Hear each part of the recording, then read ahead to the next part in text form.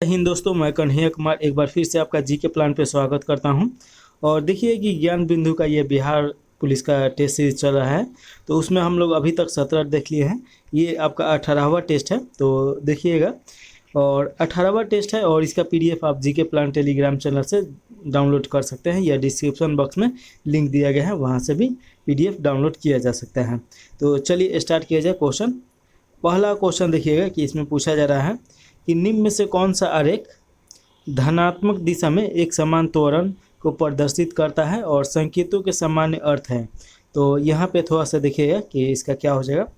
तो ये देखिए कि 4 आपका अभिलेख दिया गया है और इसका राइट आंसर आपका ए हो जाएगा। जो ये दर्शाया जा रहा है, निम्न में से ग्राफ ए समरूप त्वरण धनात्मक दिशा में प्रदर्शित कर रहा है। तो आंसर नंबर आपका ए हो जाएगा। देखिए कि ग्राफ में यहाँ पे थोड़ा सा समझा जाए कि ग्राफ में वस्तु में कुछ प्रारंभिक वेग है तथा वेग में परिवर्तन की दर नियम रहती है। वेग में परिवर्तन की दर को त्वरण कहा जाता है। तो ये तो पहले से भी आप जानते होंगे। इसका सूत्र होता है ए मतलब एक्सीलरेशन हो जाएगा, यानी उसका हिंदी त्वरण हो जाएगा। टी मतलब टाइम जानते हैं और भी मतलब वेलोसिटी। तो ये सब तो आपको पता है पहले से। यहाँ पे देख लीजिए, त्वरण ये धनात्मक होता है और ये आपका देखिए कि एक समान वेग त्वरण 0 होता है। और यहाँ पे भी, और देखिए भी यू से आपका छोटा बताया जा रहा है। तो यहाँ पे त्वरण ये ऋणात्मक होगा। ऋणात्मक त्वरण को मंदन कहा जाता है। वेग ग्राफ भी समय के साथ घटता है तथा इसे मंदन का ग्राफ कहते हैं। तो जो ग्राफ, ये ग्राफ जो है दूसरा का भी, तो इसे मंदन बोला जाता है। ये आपका देखिए कि घट रहा है।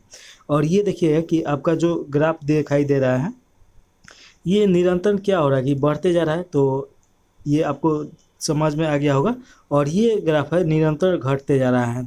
ये ग्राफ है कभी ऊपर जा रहा है कभी नीचे जा रहा है। तो ये अलग चीज़ हो गया। चलिए अगला हम लोग देखेंगे लोग आगे कि त्वरण का ऐसा ही मात्रक मीटर सेकेंड स्क्वायर, तो आप पहले से ही पता है आपको। निम्नलिखित में से किस में अधिकतम संख्या में अयुग्मित इलेक्ट्रॉन है। तो इसका राइट आंसर आपका सी हो जाएगा। ये लोहा का सूत्र दिया गया है Fe²+। तो इसमें देखिए सबसे ज़्यादा अधिकतम इलेक्ट्रॉन है और यहाँ पे देखिए दर्शाया गया है। तो यहाँ पे देख लीजिए, इसका सूत्र के द्वारा दर्शाया गया है और इसको भी दर्शाया गया है। तो इसमें सबसे ज़्यादा इलेक्ट्रॉन है। तो ये आप थोड़ा सा याद रखिएगा। थोड़ा सा इसके देखिए इसके बारे में।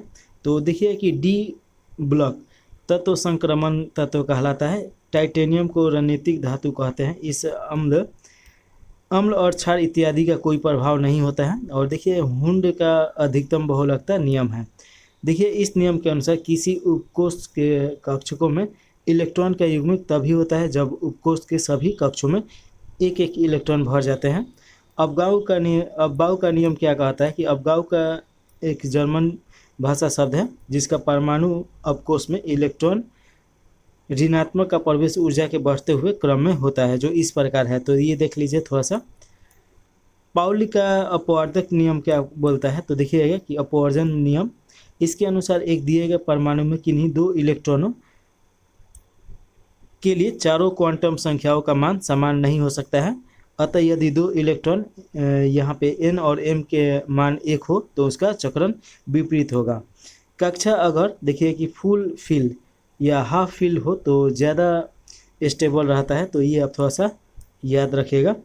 और ये अपवाद दे दिया गया है, तो ये अपवाद देख लीजिएगा। कैल्शियम दिया गया है और Cr दिया गया है, तो ये आप याद रखिएगा। चलिए अगला क्वेश्चन है, उलांग चाय कौन से देश में उत्पादित होता है। तो इसका राइट आंसर आपका ताइवान हो जाएगा। ऑप्शन नंबर डी सही है। थोड़ा सा इसके बारे में, चाय के बारे में देखा जाए तो चाय सबसे ज़्यादा उत्पादन आपका चीन में होता है और भारत में देखिए सबसे उत्पादन असम में होता है।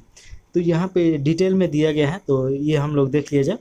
देखिए कि उलंग चाय ताइवान में उत्पादित की जाती है और मुख्यतः 4 किस्म की चाय पाई जाती है, जिसमें देखिए कि white T, green tea, black T और उलांग टी। देखिए चाय में कैफीन पाया जाता है। तो जब आप चाय पीते होंगे तो थोड़ा सा फ्रेश महसूस करते होंगे। तो फ्रेश महसूस करने के पीछे आपका क्या है, तो कैफीन है। भारत में देखिए चाय की खेती 1835 में असम प्रदेश में प्रारंभ हुआ। और आप तो जानते ही होंगे कि उस समय अंग्रेज हम लोग पे राज कर रहा था लोग, तो वही चाय लेके आया था लोग। चाय में सबसे अच्छी किस्म की चाय दार्जिलिंग में उगाई जाती है और भारत में सर्वाधिक चाय असम में होता है। श्रीलंका की अर्थव्यवस्था का आधार चाय ही है।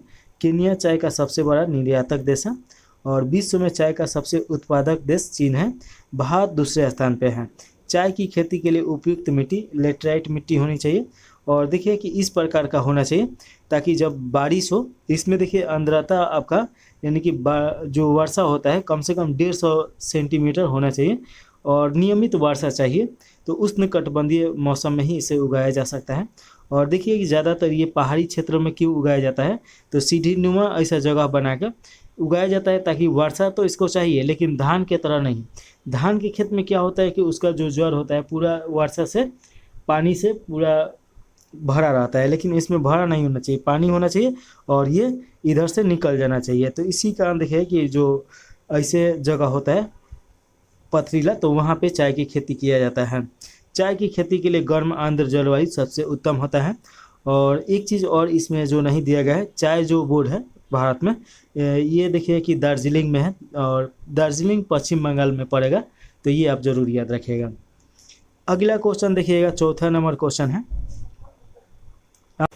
देखिए कि अगला जो क्वेश्चन है चौथा number, which of the following is to be committed in the process of the note making. तो यहाँ पे थोड़ा सा देख लीजिए, इसका राइट आंसर हो जाएगा हेल्पिंग वर्ब, यहाँ पे आ जाएगा। तो ऑप्शन नंबर सी सही है।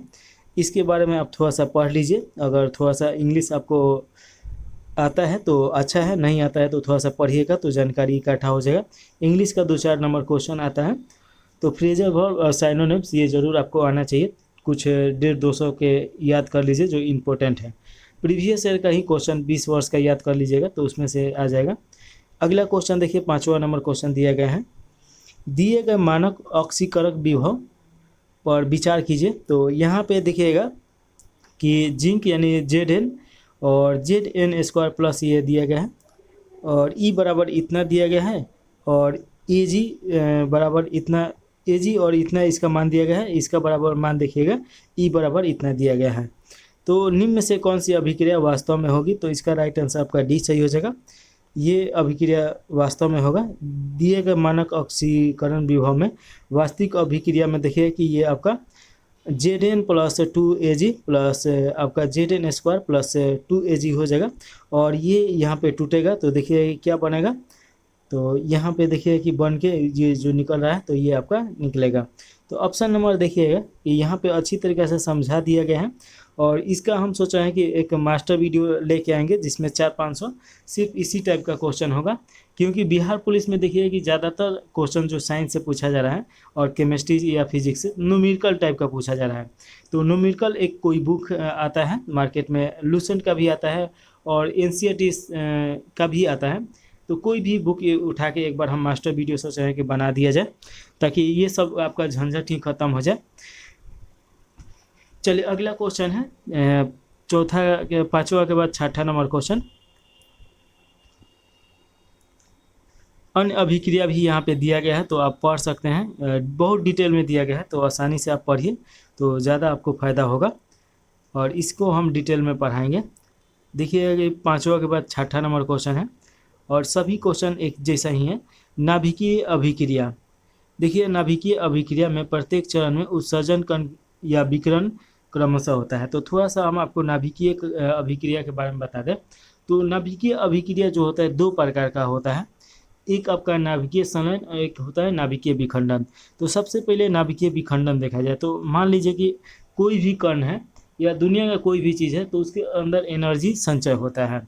तो जैसे कि मान लीजिए कि ये कण है और इसमें बहुत ज़्यादा एनर्जी है, तो ये जब टूटेगा तो मान लीजिए कि 2 भागों में टूटा और मान लीजिए कि 2 भागों में टूटने के बाद फिर ये जो 2 भाग बना इसमें से भी 3-4 भाग टूटा, तो ये क्या हो रहा है और फिर ये जो है इसमें से भी 3-4 टूटा और फिर जितना ये अणु टूटा है फिर इसमें से टूटेगा, ऐसे ऐसे टूटते जाएगा। अब एक चीज़ आपको आसान भाषा में समझना है कि देखिए यहाँ पे जितना पावर है यहाँ पे रहेगा नहीं रहेगा, क्योंकि एनर्जी तो यहाँ पे यूज करके ये यहाँ पे टूटा और ये यहाँ पे टूटा। ऐसे ही ये विखंडित होते होते एक समय आता है कि इसका जो एनर्जी होता है ख़त्म हो जाता है। तो नाभिकीय जो विखंडन होता है ये ख़त्म हो जाता है जल्दी ही, नाभिकीय संलयन के तुलना में। जल्दी का मतलब ये नहीं होगा तुरंत खत्म हो जाएगा। नाभिकीय संलयन के तुलना में हम लोग कर रहे हैं लोग। और नाभिकीय संलयन देखिए कि क्या होता है। देखिए कि नाभिकीय जो संलयन होता है, तो नाभिकीय विखंडन में क्या हो रहा था कि एक परमाणु दो या दो से ज़्यादा में टूट रहा था। वहीं पे नाभिकीय संलयन में क्या होता है कि दो परमाणु हैं और ये दो परमाणु या दो से अधिक परमाणु मिलके एक परमाणु बनाता है लोग। अब यहाँ पे थोड़ा सा आप समझिए कि यानी दो से ज़्यादा भी हो सकता है लोग, तीन चार पाँच या कितना भी हो सकता है लोग। अब यहाँ पे आप समझिए कि जैसे कि मान लीजिए इसमें भी ऊर्जा होगा और इसमें भी ऊर्जा होगा, तो ये दोनों ऊर्जा बनेगा तो ये ज़्यादा ऊर्जा उत्पन्न करेगा और ज़्यादा दिन तक ये चलेगा। तो इसीलिए देखिए परमाणु जो संलयन है ये ज़्यादा दिन तक चलता है। और जो सूर्य का ऊर्जा का स्रोत है वो नाभिकीय संलयन के द्वारा ही उत्पन्न होता है। तो ये अब थोड़ा सा आपसे क्वेश्चन पूछा जाए तो ये आप आंसर जरूर बता दीजिएगा। अब यहाँ पे देखिए कि नाभिकीय अभिक्रिया में प्रत्येक चरण में उत्सर्जित करने का विकिरण क्रमशः होता है। तो देखिए कि सबसे पहले आपका बीटा अल्फा गामा है, तो ये आपको कर्ण तो पता होना चाहिए। तो सबसे पहले बीटा इसमें टूटता है, उसके बाद अल्फा, उसके बाद गामा। तो ये आपका ऑप्शन नंबर बी सही हो जाएगा। तो ये आप याद रखेगा। और यहाँ पे देख लीजिए थोड़ा सा ये समीकरण जो बनाया गया है तो ये आप पढ़ लीजिए, पढ़ने में थोड़ा सा दिक्कत होता है, गला जो है हमारा थोड़ा ख़राब है। देखिएगा कि अल्फा किरणों के उत्सर्जन से परमाणु संख्या 2 अंकों की कमी होती है, जिसमें नया तत्व आवर्त सारणी में 2 स्थान पीछे खिसक जाता है। बी किरणों के उत्सर्जन से परमाणु संख्या 1 अंक बढ़ जाता है तथा नया तत्व आवर्त सारणी में 1 स्थान आगे खिसक जाता है। देखिएगा इसके बारे में तो थोड़ा सा देखा जाए कि गुण के बारे में देखा जाए तो यहाँ पे सबसे पहले गुण दिया गया है और अल्फा कण और बीटा कण और यहाँ पे गामा कण है। तो प्राकृतिक देखा जाए तो अल्फा कण के जो होता है ये धन आवेशित अल्फा कणों की बनी होती है। अल्फा कण हीलियम परमाणु का नाभिक होता है। और देखिएगा हीलियम आपका पीरियोडिक टेबल में सेकेंड नंबर पे आता है हाइड्रोजन के बाद। और बीटा कण के बारे में देखिए कि ये ऋण आवेशित बीटा कणों की बनी होती है और बीटा कण इलेक्ट्रॉन होते हैं लोग। तो ये आप थोड़ा सा याद रखिएगा। और गामा किरण के बारे में देखा जाए तो ये एक्स किरणें की भांति विद्युत चुंबकीय विकिरण होता है। और थोड़ा सा आवेश के बारे में अगर बात किया जाए तो देखिए कि आवेश अल्फा कण पर 2 इकाई धन आवेश होता है और बीटा कण पे 1 इकाई धन ऋण आवेश होता है और इन पर कोई आवेश नहीं होता है। तो ये आप याद रखिएगा। द्रव्यमान का बात किया जाए तो अल्फा कण का द्रव्यमान 4 AMU, ये परमाणु भार मापा जाता है इसमें AMU। तो ये आप याद रखेगा। इसका फुल फॉर्म क्या होगा तो ए से एटॉमिक हो जाएगा मेंबर। इसका थोड़ा सा हमको ये भूल रहे हैं तो आएगा आगे तो हम बता देंगे। बीटा कण का द्रव्यमान इलेक्ट्रॉनिक के समान होता है। तो ये आप याद रखेगा। इन पर कोई द्रव्यमान नहीं होता है। तो ये देखिए कि ये न्यूट्रल होता है और बीटा कण ये आपका ऋणात्मक हो जाएगा और ये धनात्मक हो जाएगा। कहने का मतलब यही है। वेधन क्षमता का बात किया जाए तो इसकी वेधन क्षमता सबसे कम होती है और इसकी वेधन क्षमता वाई किरणों से कम और ए से ज़्यादा होता है, यानी कि इन दोनों के बीच में है। और देखिए कि सबसे ज़्यादा वेधन क्षमता आपका किसका होगा तो गामा का होगा। तो ये आप याद रखिएगा। और आयतन का बात किया जाए तो आयन क्षमता सर्वाधिक होगा अल्फा का और अल्फा करने से कम होता है आपका इसका और सबसे कम होता है आपका गामा का। तो ये आप याद रखिएगा। अगला क्वेश्चन है 7 number, fill in the blank with the right choice. तो यहाँ पे देखिएगा कि the most use format of the notice include the following. तो ये इसमें क्या हो जाएगा तो देखा जाए name of the using organisation या ऑथोरिटी। ऑर्गेनाइजेशन ऑथोरिटी लगभग दोनों एक ही वर्ड है। Title, date and dash. तो यहाँ पे देखिए क्या हो जाएगा तो आपका ऑल ऑफ एबव हो जाएगा। तो ऑप्शन नंबर सी सही है। चलिए अगला हम लोग देखेंगे लोग 7 के बाद 8 नंबर क्वेश्चन। इसमें देखिए कि vitamin A increasing the risk of the hair loss. तो देखिए कि change the voice of the sentence from the active to passive. तो इसका राइट आंसर डी सही है। The risk of the hair loss is increasing by the vitamin ए।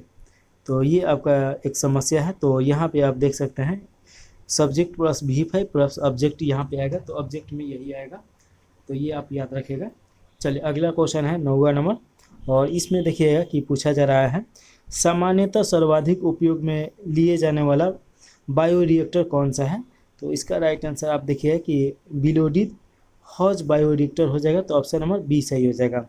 इसके बारे में थोड़ा सा हम लोग देखा जाए तो देखिए, यह रिएक्टर जैविक रूप से कोशिकाओं, एंजाइमों और एंटीबायोटिक जैसे एजेंटों की खेती के लिए सबसे अधिक कार्यरत है। यह सबसे पारंपरिक बायोरिएक्टर होता है। यह आसान स्केल अप, अच्छा द्रव और मिश्रण तथा उचित ऑक्सी हस्तांतरित क्षमता वाली बायोरिएक्टर होता है, तो ये याद रखिएगा। एयर लिफ्ट बायोरिएक्टर उद्योगों में उपयोग किया जाता है। इस हवा के बुलबुलों का उपयोग किया जाता है, तो ये आप याद रखना है। 10 नंबर क्वेश्चन है, निम्नलिखित में से कौन सी मुद्रा पर उप बाजार नहीं है। तो देखिए कि मुद्रा बाजार पर उप बाजार नहीं है, ये पूछा जा रहा है, तो ये राइट आंसर हो जाएगा कॉल मुद्रा हो जाएगा, या इसे बाजार मुद्रा के नाम से भी जाना जाता है और मांग मुद्रा के नाम से भी जाना जाता है। तो एक बार इसे देख लिया जाए, उसके बाद अगर अच्छा नहीं समझाया गया होगा तो हम समझा देंगे। देखिए, कॉल मुद्रा या मांग मुद्रा उसे बोला जाता है जो मुद्रा बाजार पर उप बाजार नहीं है। अन्य तीनों विकल्प मुद्रा बाजार पर उप बाजार है। देखिए, कॉल मनी लघु अवधि का मुद्रा होता है जो 1 से 14 दिन तक के लिए लिया जाता है, और मांग मुद्रा का उपयोग बैंकों के आपस में लेन देन में होता है, जिससे बाजार के तत्व क्षेत्र एक वस्तु क्रेता विक्रेता मूल्य और स्वतंत्र और पूर्व सूचना का आसानी से उपलब्ध होना। बाजार का वर्गीकरण क्षेत्र समय विशिष्ट बिक्री की मात्रा तथा उपयोगिता के आधार पर किया जाता है।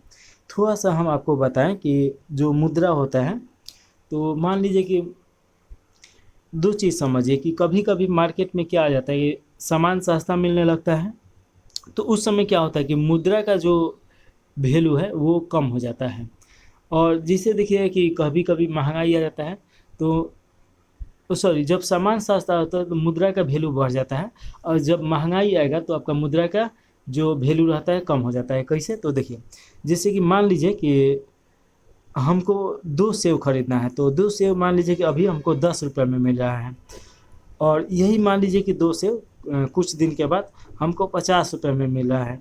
अब देखिए कि ये 50 रुपये खर्च करके हम 2 सेव खरीद पा रहे हैं, तो इसका किसका मुद्रा ज़्यादा है? तो ये वस्तु का ज़्यादा मुद्रा है। ये 50 रुपये खर्च कर रहे हैं, और यहाँ पे मात्र 10 रुपये में खर्च करके 2 सेव खरीद रहे हैं। इसका मतलब कि जो ये 10 रुपये है इसका वैल्यू ज़्यादा है। तो ये हो गया। अब जो RBI है ये क्या करता है कि आर का आप देखिए कि एक CSLR और उसके बाद CCR और बैंक दर, रेपो दर, ये सब क्या करता है, तो मौद्रिक नीति का एक भाग है। इसके बारे में डिटेल में पढ़ाने में समय लगेगा, 1-2 घंटा लग सकता है, तो इसीलिए इकोनॉमिक्स का जो क्लास चलेगा उसमें हम लोग डिटेल में देखा जाएगा। यहाँ पे सिर्फ ये आपको समझ में आ गया होगा कि मौद्रिक नीति क्या है और मांग मुद्रा क्या हो जाए। तो मांग के बारे में थोड़ा सा समझिए कि जब वस्तु, मान लीजिए कि कोई वस्तु है, जैसे कि मान लीजिए सेव पे ही हम लोग देख लिया जाए कि अगर वस्तु मतलब मार्केट में अगर सेव का मांग ज़्यादा हो जाएगा तो सेव क्या हो जाएगा, महंगा हो जाएगा। जिसे समझिए कि मान लीजिए कि यहाँ पे 5 केजी सेव है, और 5 केजी सेव खरीदने के लिए 5 व्यक्ति है, तो 1-1 केजी खरीदेगा लोग, तो इसमें कोई दिक्कत नहीं है।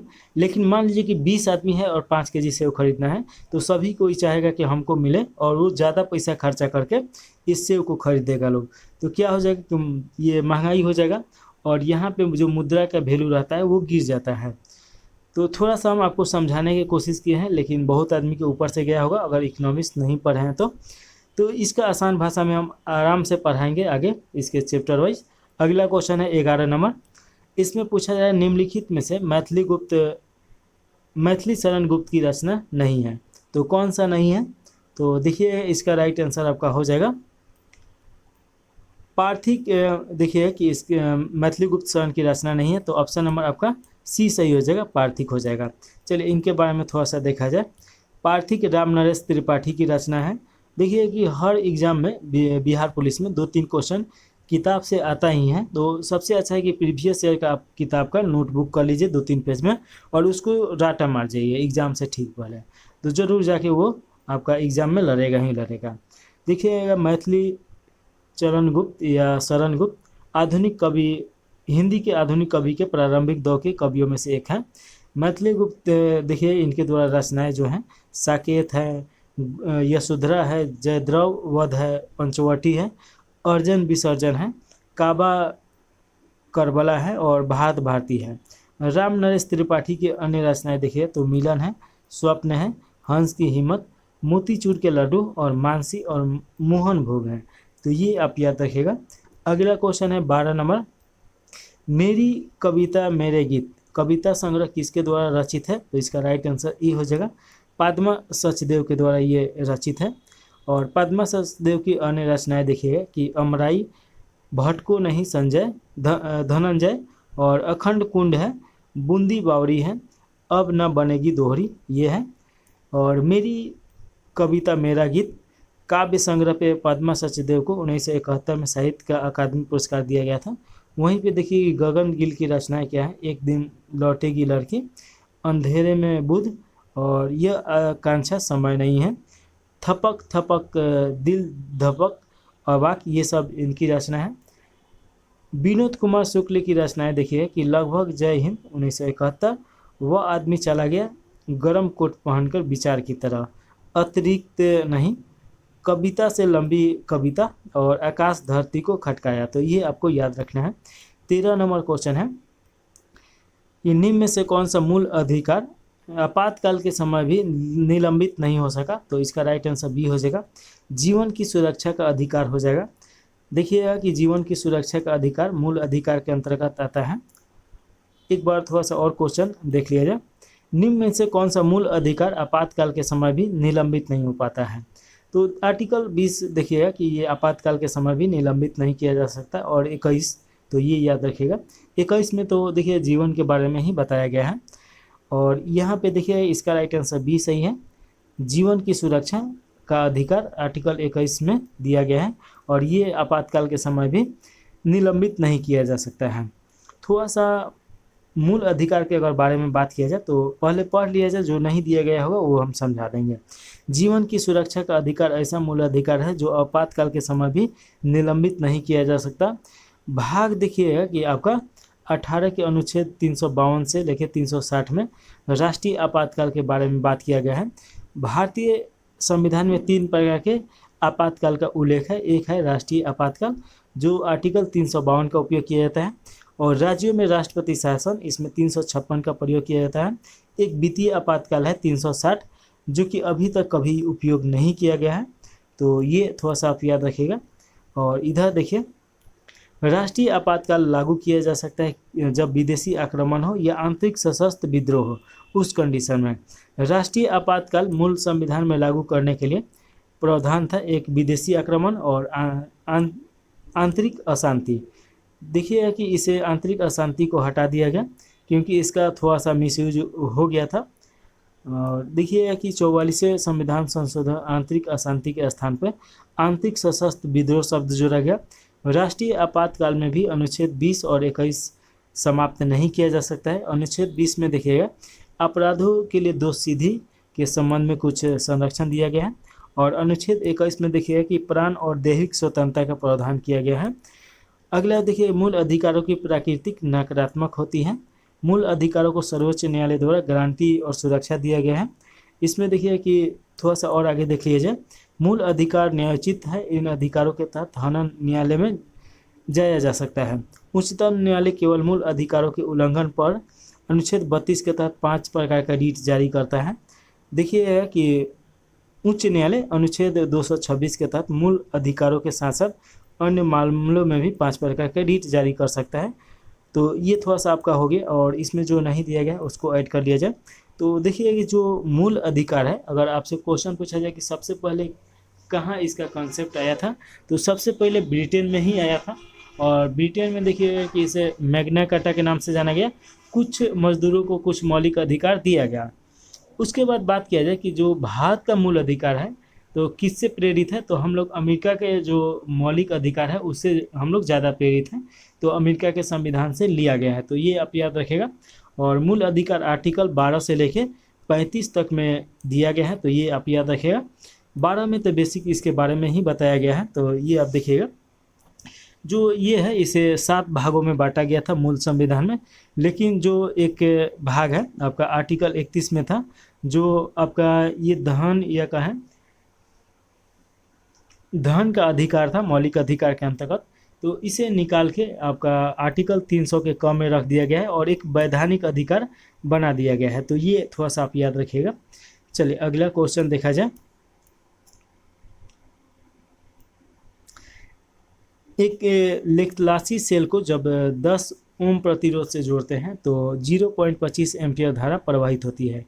यदि प्रतिरोध का मान 4 ओम कर दिया जाए तो धारा का मान 0.5 एम्पियर हो जाता है। तो लेकासी सेल का आंतरिक प्रतिरोध होगा। तो आंतरिक प्रतिरोध क्या होगा, तो थोड़ा सा यहाँ पे आंसर देख लीजिए। ऑप्शन नंबर तो सी यहाँ पे हो जाएगा। तो दो आंसर दे दिया गया है तो सामने ही है, तो इसका सी सही हो जाएगा। लेकिन इसके बारे में थोड़ा सा समझ लिया जाए।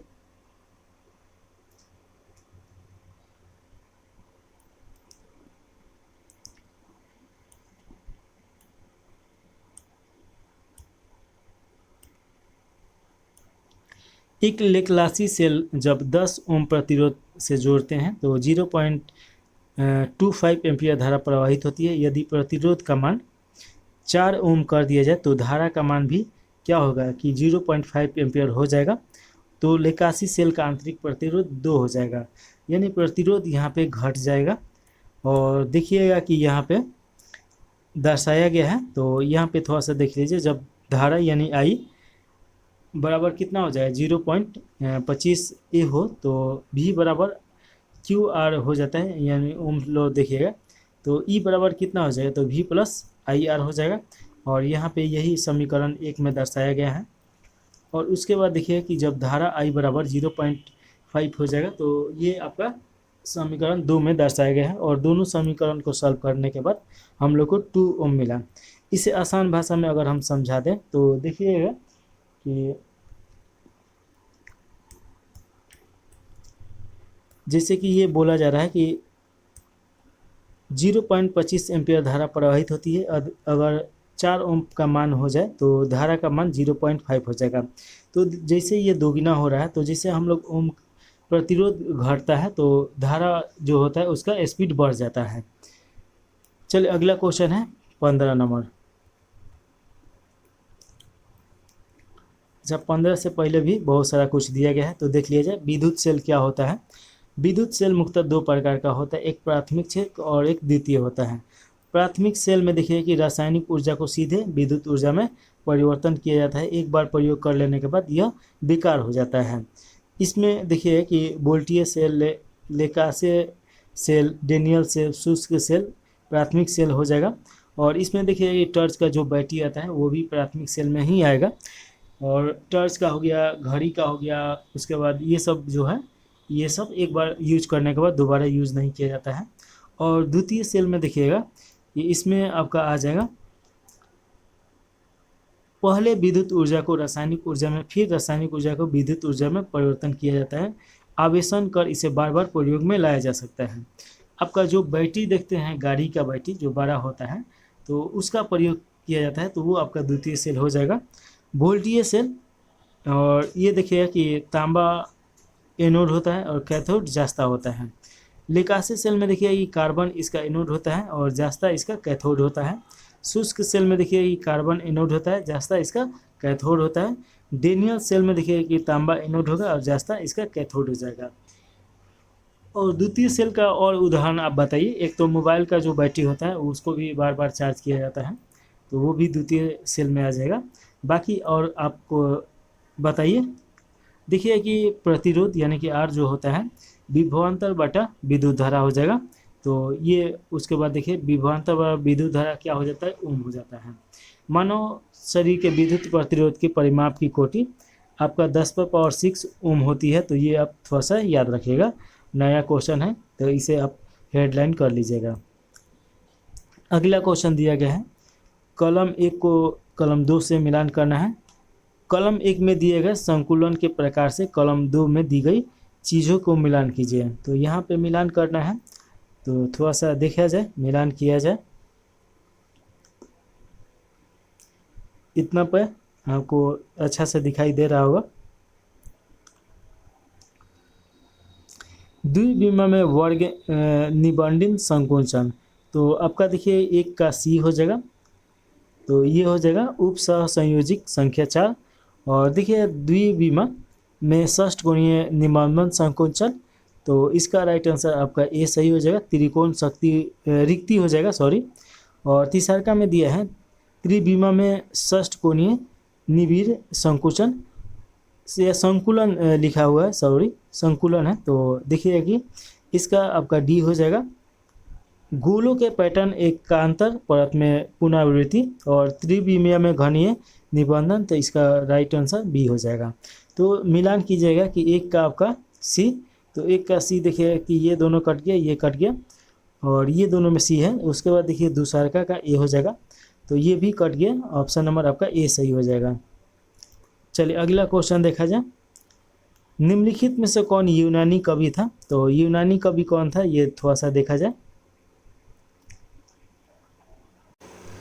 तो देखिए कि इसमें आपका राइट आंसर बी होना चाहिए, होमर हो जाएगा। तो देखिए 16 नंबर का क्वेश्चन का राइट आंसर बी सही है, यूनानी कवि होमर था। होमर द्वारा 2 महाकाव्य लिखा गया है, एक इलियड और एक ओडिसी नामक रचना लिखा गया है।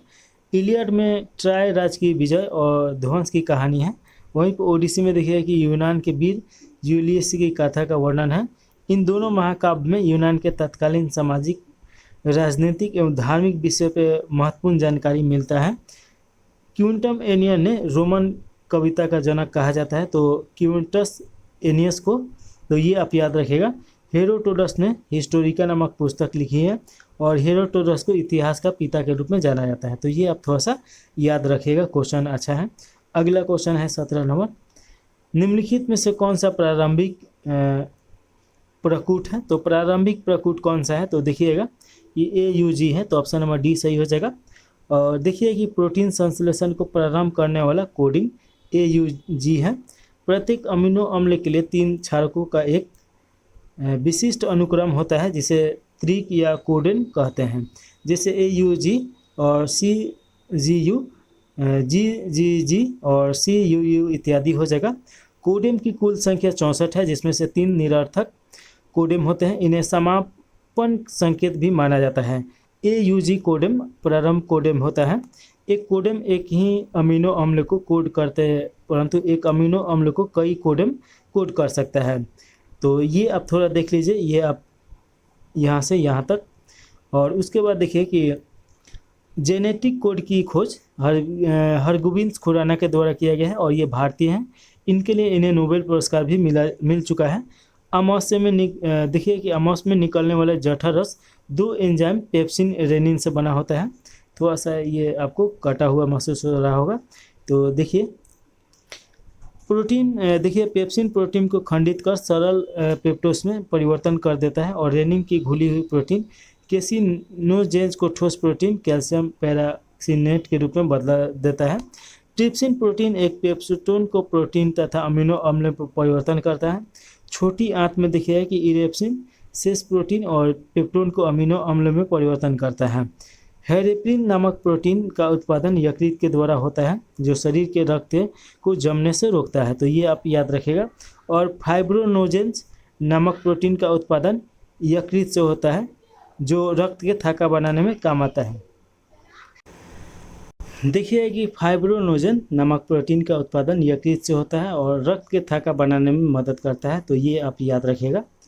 और आगे देखिए 18 नंबर क्वेश्चन है, इसमें पूछा जा रहा है कि नीचे दिए गए चित्र कक्षक के आकार को दर्शाता है। तो इसमें देखिएगा कि आपका चित्र दिया गया है और इसके आधार पर पूछा जा रहा है, तो ऑप्शन नंबर ए आपका सही हो जाएगा।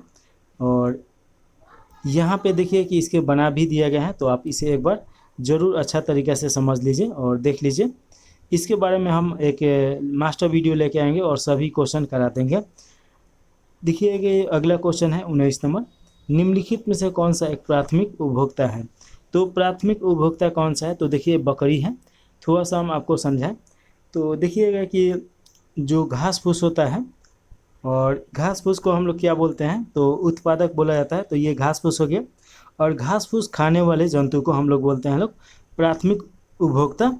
तो प्राथमिक उपभोक्ता कौन हो जाएगा, तो आप देखिएगा कि बकरी हो जाएगा, खरगोश हो जाएगा, गिलहरी हो जाएगी, ये सब प्राथमिक उपभोक्ता में आता है लोग। और जो प्राथमिक उपभोक्ता पे डिपेंड रहता है तो उसे द्वितीय उपभोक्ता बोला जाता है। तो देखिए कि बकरी ये सब का खरगोश गिलहरी ये सब को कौन खाता है, तो बिल्ली हो जाएगी, और बिल्ली के साथ साथ सियार हो जाएगा, ये सब लोमड़ी ये सब इसके अंतर्गत आएगा लोग। और तृतीय उपभोक्ता उसे बोला जाता है जो इन दोनों पे निर्भर रहता है। और देखिए द्वितीय उपभोक्ता जो होता है शाकाहारी और मांसाहारी दोनों होता है। प्रथम उपभोक्ता सिर्फ शाकाहारी होता है, और तृतीय होता है ये आपका देखिए कि सिर्फ मांसाहारी होता है। तो ये आप थोड़ा सा देख लीजिए। अब यहाँ पे थोड़ा सा देखिए कि क्या समझाया गया है। तो देखिए खाद्य श्रृंखला के अनुसार घास आपका उत्पादक हो जाएगा, बकरी प्रथम उपभोक्ता, शेर यहाँ पे द्वितीय उपभोक्ता दिया गया है, लेकिन शेर आपका तृतीय उपभोक्ता में आता है। खाद्य पिरामिड में सबसे निचले स्तर पे देखिएगा कि उपभोक्ता, उसके बाद उपभोक्ता वन और उत्पादक, ये इसका जो दिया गया है। और देखिए एक चीज़ हम और समझाते हैं कि ऊर्जा का जो उत्पाद है ये 10% ये हमेशा चलता है। जैसे कि मान लीजिए कि ए को कोई जानवर खा रहा है बी, तो इसमें 10% ऊर्जा स्थानांतरण होगा, 90% ऊर्जा वेस्ट हो जाएगा। फिर बी को कोई खा रहा है तो उसमें भी ये 10% का सिद्धांत चलता है। तो ये अब जरूर याद रखिएगा। चलिए आगे देखा जाए। उत्पादक की संख्या सबसे अधिक होती है, तो ये जाहिर सी बात है जो घास फूस पेड़ पौधा है ये सबसे ज़्यादा है, तभी तो सब कोई इस पर डिपेंड है। खाद्य पिरामिड जैसे जैसे ऊपर जाता है जीवों की संख्या में कमी आती है, तो ये भी सही है। शेर बाघ देखिए कि आपका गिलहरी सियार और ये सबसे कम है, और जो जैसे बिल्ली गिलहरी सियार ये सब हो गया, ये बकरी से जनसंख्या में कम होगा, तो ये आपका घटते जाता है। देखिए कि लेनोमान के सिद्धांत के अनुसार ये आ ही गया, खाद्य पिरामिड के प्रत्येक चरण में 10% ऊर्जा का ही स्थानांतरण होता है, तो ये आप याद रखिएगा। अगला क्वेश्चन है 20 नंबर, सूचना का संग्रह संबंधित है। तो सूचना का संग्रह संबंधित है, ये क्या हो जाएगा, तो चतुर्थ क्रियाकलाप से संबंधित है। ऑप्शन नंबर बी सही हो जाएगा। चतुर्थ क्रियाकलाप अनुसंधान और विकास पर आधारित होते हैं, और विशिष्टीकृत ज्ञान प्रौद्योगिकी कुशलता और प्रशासकीय समर्थ से संबंधित सेवाओं के उन्नत नमूने के रूप में देखे जाते हैं। चतुर्थ क्रियाकलाप के उदाहरण है सूचना का संग्रहण और प्रकीर्णन। तो ये तो पहले से भी जानते हैं, चतुर्थ में कौन आ जाएगा। अगला क्वेश्चन है 21 नंबर, मुगल काल में डैश उत्तर पश्चिम भारत का एक महत्वपूर्ण हस्तशिल्प उत्पादन और वितरण केंद्र था। तो इसका राइट आंसर सी हो जाएगा लाहौर। लाहौर अभी तो पाकिस्तान में है, तो ये याद रखिएगा। लाहौर मुगल काल में प्रशासनिक केंद्र के रूप में भी महत्वपूर्ण था। अकबर के काल में देखिएगा कि 1580 के दशक में लाहौर मुगल साम्राज्य का मुख्यालय भी था, और कुतुबुद्दीन ऐबक ने लाहौर को अपनी राजधानी बनाकर शासन करना प्रारंभ किया था। महाराजा रंजीत सिंह ने भी लाहौर को अपनी राजधानी बनाया था। अमृतसर शहर की स्थापना गुरु रामदास द्वारा किया गया था, तो ये याद रखिए। अमृतसर शहर के लिए भूमि गुरु रामदास की पुत्री को अकबर द्वारा भेंट दिया गया था, जिसमें 500 बीघा दिया गया था। भारत में मुगल का सत्ता का स्थापना बाबर के द्वारा किया गया था। बाबर का जन्म देखिए 14 फरवरी 1483 को फरगाना के एक छोटे से राज्य में हुआ था, जो अब उज्बेकिस्तान में है। तो ये आप याद रखिएगा। हुंडी का प्रचलन मुगल काल की व्यवस्था थी, जो व्यापार आदान प्रदान के लिए एक पत्र के रूप में होता था। जैसे हुंडी क्या हो जाएगा, तो अभी आप जाते होंगे किसी और देश में तो पासपोर्ट चाहिए, उसी समय समझ लीजिए कि हुंडी का मतलब पासपोर्ट होता था। मुगल काल में नकदी फसल जैसे जींस ए कालीन कहा जाता था, जिसमें सबसे अधिक गन्ने की खेती नगद होती थी। बंगाल का गन्ना सर्वश्रेष्ठ माना जाता था उस समय। भवन निर्माण में देखिए कि घुमावदार, कोनदार और रंगीन मेहराब का इस्तेमाल मुगल कालीन वास्तुकला की पहचान है। पितरा दूर तकनीकी मुगल वास्तुकला के ये विशिष्ट पहचान है, तो ये सब आप याद रख सकते हैं। चलिए अगला क्वेश्चन देखिए 22 नंबर क्वेश्चन। देखिए कि राज्यसभा के सेवानिवृत्त होने वाले सदस्यों के संबंध में निम्नलिखित में से कौन सा कथन सत्य है। तो देखिए इसमें दिया गया है उनका पुनः मनोनीत नहीं हो सकता, ये गलत है। वो कितना बार भी जीत सकते हैं, वे मात्र 2 बार ही पुनः मनोनीत हो सकते हैं, ये भी आपका गलत है। वे पुनः निर्वाचित नहीं हो सकते हैं, ये भी गलत है। उनका कितनी भी बार पुनः मनोनयन हो सकता है, ये आपका राइट आंसर हो जाएगा। ऑप्शन नंबर डी सही है। देखिए कि राज्यसभा सेवानिवृत्ति होने के सदस्य के ये तो हम लोग देख लिए लोग। आगे देखिए राज्यसभा का गठन 1952 में किया गया था। राज्यसभा उच्च सदन होता है, संसद के 3 भाग से मिलकर बनता है संसद। देखिएगा सबसे पहले लोकसभा, उसके बाद राज्यसभा और फिर आपका राष्ट्रपति आ जाएंगे। तो देखिए कि इसमें कि लोकसभा निम्न सदन को इसे बोला जाता है और राज्यसभा उच्च सदन को बोला जाता है। तीनों जब मिलता है लोग तो संसद इसे बोला जाता है। लोकसभा चुनाव लड़ने के लिए आपका 25 वर्ष होना अनिवार्य है और राज्यसभा के लिए 30 वर्ष और राष्ट्रपति के लिए 35 वर्ष। तो ये आप थोड़ा सा याद रखिएगा।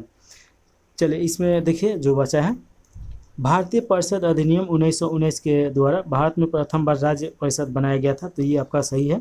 वर्तमान में राज्यसभा के उपसभापति हरिवंश नारायण सिंह थे। ये भी देखिएगा। संविधान संशोधन विधेयक एवं समान विधेयकों के संदर्भ में राज्यसभा की शक्ति लोकसभा की शक्ति के बराबर है।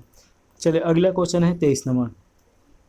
भूगोल शब्द का सर्वप्रथम प्रतिपादन किसने किया था? तो इसका राइट आंसर आपका बी हो जाएगा। इरेडोस्थेनीज के द्वारा किया गया था। तो ये आप याद रखिएगा। भूगोल का जनक इरेडोस्थेनीज को बोला जाता है। तो ये आप याद रखिएगा। आधुनिक भूगोल का जनक अलेक्जेंडर वन हम्बोल्ट हो जाएगा। हम्बोल्ट ने आधुनिक भूगोल का वैज्ञानिक और दार्शनिक आधारों पर विकास किया। तो देखिए कॉस्मस हम्बोल्ट की प्रसिद्ध रचना है। तो ये आप जरूर याद रखिएगा किताब का नाम। समताप रेखा को मानचित्र पर दिखाने वाले प्रथम विद्वान हम्बोल्ट ही थे। और देखिए कि बीडा डी लाब्लास ने principle of the human geography पुस्तक लिखी है। तो आपसे क्वेश्चन पूछा जा सकता है कि प्रिंसिपल ऑफ ह्यूमन ज्योग्राफी किसने लिखा है? तो बीडा डी लाब्लास। नियतिवाद विचारधारा के समर्थक फ्रेडरिक एरिस्टोटल है। नियतिवाद का मतलब क्या होता है कि पहले से ही प्राकृतिक में सब कुछ नियत है, पहले से ही यानी निर्णय किसी के द्वारा किया जा चुका है कि ये घटना इस समय घटेगा, उसे नियतिवाद बोला जाता है। फ्रेडरिक एरिस्टोटल की पुस्तक एंथ्रोपोरियोग्राफी है इनका। देखिए कि अगला जो दिया गया है 9 नियतिवाद के सिद्धांत का प्रतिपादक ये ग्रिफिथ टेलर ने किया था। आराम कुर्सी वाला भूगोलवेत्ता कार्ल रिटर को कहा जाता है। संभावनावाद के समर्थक में देखिए कि विडाल डी लाब्लास और लुसियन फ्रोबो है। संभावनावाद का मतलब क्या हो जाएगा? इसका मतलब ये माना जाता है कि प्राकृतिक में मनुष्य कुछ अपने बदल सकता है अपने अनुसार, लेकिन प्राकृतिकवाद इसे नहीं मानता है लोग, या नियतिवाद वो मानता है लोग कि मनुष्य नहीं बदल सकता है, ये पहले से ही तय रहता है। अगला क्वेश्चन इसमें और भी दिया गया है। अरस्तु ने अपनी प्रसिद्ध पुस्तक पॉलिटिक्स में राज्य के गठन और भौतिक कारणों के प्रभाव में स्पष्ट किया है। देखिए कि भूगोल पृथ्वी की झलक को स्वर्ग में देखने वाला अभमय विज्ञान है। टॉलमी के द्वारा ये बोला गया था। भूगोल का उद्देश्य धरातल की प्रादेशिक, क्षेत्रीय और विविधता के वर्णन का व्याख्या करना है। रिचर्ड हॉटसन के द्वारा ये बताया गया था। 24वां नंबर क्वेश्चन है। केंद्र सूची के विषय के संदर्भ में सर्वोच्च न्यायालय के क्षेत्राधिकार और शक्तियों को कौन विस्तृत कर सकता है? तो संसद के द्वारा किया जा सकता है। तो ऑप्शन नंबर डी सही है। देखिए ये सूची के बारे में तो हम लोग बहुत सारा पढ़े हैं लोग, तो इसे छोड़ दिया जाए, आगे देखा जाएगा। 24 के बाद 25 नंबर क्वेश्चन देखिए। राष्ट्रीय ग्रामीण स्वास्थ्य मिशन की शुरुआत की गई थी। तो राष्ट्रीय ग्रामीण स्वास्थ्य मिशन की शुरुआत देखिए कि ऑप्शन नंबर सी सही हो जाएगा। ग्रामीण जनसंख्या को वहनीय, विश्वसनीय और गुणवत्तापूर्ण स्वास्थ्य सेवाएं उपलब्ध कराने के लिए ये शुरू किया गया था। तो ये थोड़ा सा करंट अफेयर है उस समय का। अगला क्वेश्चन देखिएगा। वायु के क्षैतिज संचलन से होने वाली ताप का स्थानांतरण कहलाता है। तो इसे बोला जाता है अभिवहन बोला जाता है। देखिए कि वायु जो रहता है ये ताप को ग्रहण कर लेता है और फिर ये दूसरे जगह जाएगा, जहाँ जाएगा तो वहाँ पे गर्म तो करेगा ही करेगा। तो इसे अभिवहन बोला जाता है। थोड़ा सा इन सब के बारे में देखा जाए।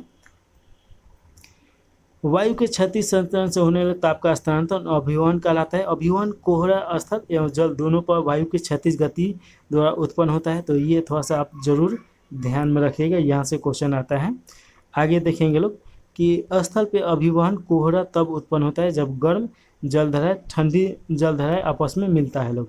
अभिवहन कोहरा के लिए वायु के तापमान तथा उसके नीचे के धरातल के तापमान में अत्यधिक अंतर होना चाहिए और पवन की गति बहुत अधिक होनी चाहिए।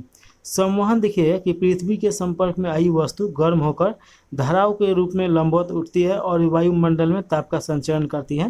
तो वायुमंडल के लंबवत ताप की इस अभिक्रिया को या प्रक्रिया को संवहन बोला जाता है। संवहन द्वारा देखिए कि ऊर्जा का स्थानांतरण केवल क्षोभ मंडल तक ही सीमित है। आगे देखेंगे, जब असमान ताप वाले दो वस्तुएं एक दूसरे के संपर्क में आते हैं तो अधिक तापमान वाली वस्तु से कम तापमान वाली वस्तु की ओर ऊष्मा प्रवाहित होती है।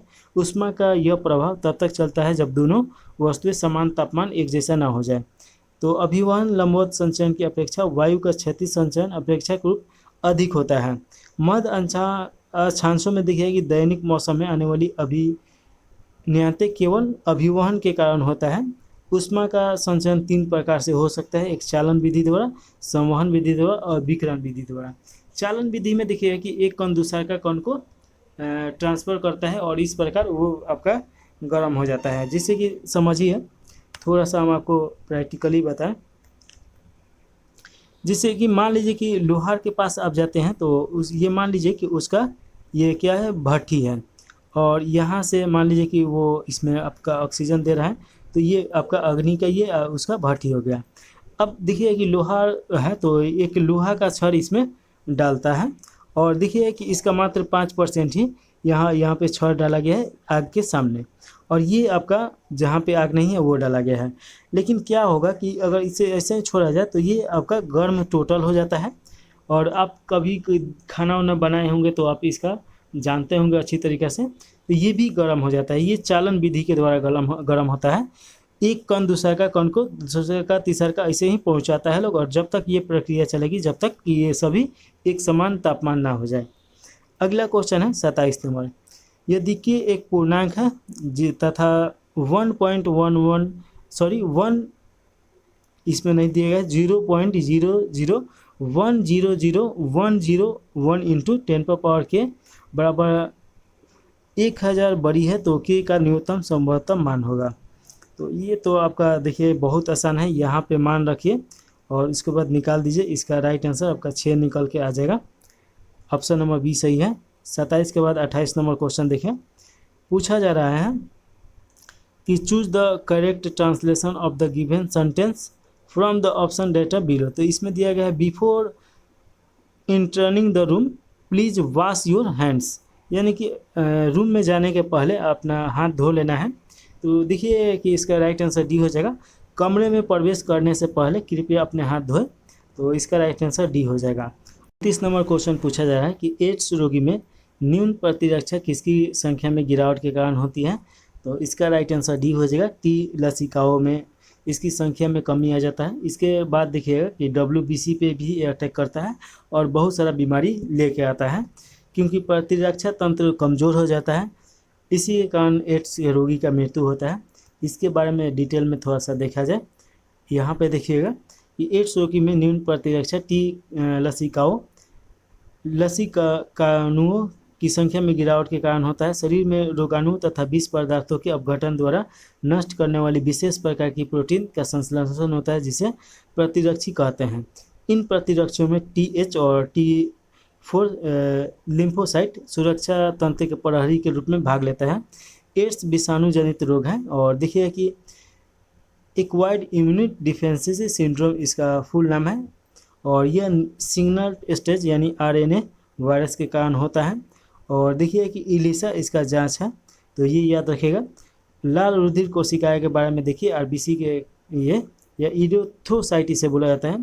तो हीमोग्लोबिन नामक लाल रंग के हिम के कारण ही रुधिर का रंग लाल होता है। यह ऑक्सीजन का वाहक होता है। तो RBC का प्रमुख काम है, जो हम लोग सांस लेते हैं तो सांस के द्वारा जो ऑक्सीजन लेते हैं तो पूरे शरीर में पहुंचाना और उसे बाहर छोड़ना, इसका RBC का काम है। जीवन काल इसका 120 दिन का होता है। निर्माण अस्थि मज्जा में होता है, लेकिन भ्रूणीय अवस्था में प्लीहा यकृत में भी होता है। अस्थि मज्जा क्या होता है, तो जैसे मान लीजिए कोई हड्डी है, तो जो कभी ना कभी मुर्गा उर्गा ये सब खाए होंगे, तो उसमें जब हड्डी के अंदर देखते हैं कि उसको आप खाते हैं तो ऐसे खोल होता है, यानी कि उसमें छिद्र होता है, और इसी के अंदर देखिए कि अस्थि मज्जा पाया जाता है हड्डी के अंदर, और ये इसे बैन मोरो के नाम से भी जाना जाता है, और यही ब्लड बनाता है। तो देखिए पूरे शरीर में जहाँ जहाँ हड्डी है वो ब्लड बनाने का काम करता है, तो ये आप याद रखिएगा। अगला श्वेत रुधिर कोशिका है WBC। इसे ल्यूकोसाइट के नाम से भी जाना जाता है। श्वेत रक्त कणिकाओं की संख्या लाल रुधिर कणिकाओं से कम होता है। यह संक्रमण से शरीर की रक्षा करता है। यह प्रतिरक्षियों का भी निर्माण करता है। रुधिर स्कंदन में सहायक है। इसका जीवन काल 2 से 4 दिन ही होता है। प्लेटनेस या थ्रोम्बोसाइट देखिए कि इसका निर्माण अस्थि मज्जा में होता है और मृत्यु प्लीहा में होता है। इसका जीवन काल 7 से 10 दिन होता है। विशेषतः केवल स्तनधारियों के भीतर के रुधिर में ही पाया जाता है। अगला क्वेश्चन है 30 नंबर, कायांतिक चट्टान में पवित्र की क्रिया से अभिप्राय है, तो इसका राइट आंसर आपका बी हो जाएगा। कुछ शैलों में कणों और खनिजों का सतहों और रेखाओं के रूप में व्यवस्थित होता है, तो इसे बोला जाता है कायांतिक चट्टान। ऑप्शन नंबर बी सही हो जाएगा। और देखिए कि कायांतिक चट्टानों के 2 प्रकार होते हैं। एक होता है आपका प्लवित चट्टान और दूसरा का होता है अप्लवित चट्टान। पवित्र देखिए पतित्र लिखा हुआ है। पतित्र चट्टानों महीन कणों की ओर प्लेटी होती है और इसकी रचना विकास पट्टियों में होता है, जिससे वे तहों में एक निश्चित दिशा में टूटती हैं। पतित्र का उदाहरण सिलेट और शिस्ट है। सेल लगभग 200 डिग्री सेल्सियस पर सिलेट में बदल जाता है। सेल लगभग 400 डिग्री सेल्सियस पर शिस्ट में बदल जाता है। इससे सबसे अधिक तापमान पर फाइलाइट बन जाता है। अपतित देखिएगा चट्टानों की रचना विकास पट्टियों के रूप में नहीं होता है, बल्कि बहुत ठोस होती है।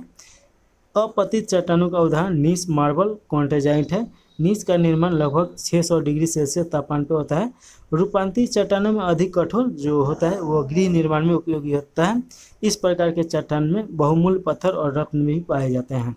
तो चलिए 31 नंबर क्वेश्चन देखिए। 30 के बाद 31 नंबर है, भूगोल में क्रमबद्ध उपागम डैश द्वारा परिवर्तनीय किया गया है, तो इसका राइट आंसर आपका देखिएगा डी हो जाएगा। अलेक्जेंडर वोन हम्बोल्ट हो जाएगा। देखिए कि भूगोल के 2 प्रमुख उपागम है, एक क्रमबद्ध उपागम, एक प्रादेशिक उपागम। तो थोड़ा सा इसके बारे में देखिए कि क्रमबद्ध उपागम को विषय वस्तु उपागम भी कहते हैं। विश्व के किसी भी भाग का संपूर्ण अध्ययन करना क्रमबद्ध भूगोल कहलाता है। और रिचर्ड हॉटसन ने क्रमबद्ध भूगोल की परिभाषा इस प्रकार दी कि क्रमबद्ध भूगोल के अध्ययन का सबसे साधारण तरीका यह है कि पृथ्वी के तल की असमानताओं पर किसी एक भौगोलिक तत्व के संदर्भ में विचार किया जाए। और उसके बाद देखिए जर्मनी भूगोलवेदक कार्ल रिटर ने प्रादेशिक भूगोल का जनक कहा माना जाता है। और प्रादेशिक भूगोल का अध्ययन करने के लिए भूस्थल को विभिन्न प्रदेशों में विभाजित किया जाता है। अगला क्वेश्चन है कि कृष्ण कुमार ने 2004 से 2010 तक किस संस्था में निदेशक के पद पर कार्य किया था, तो ये तो करंट अफेयर का क्वेश्चन है, ये छोड़ दीजिए। अगला क्वेश्चन है कबीर दास के पदों का संग्रह।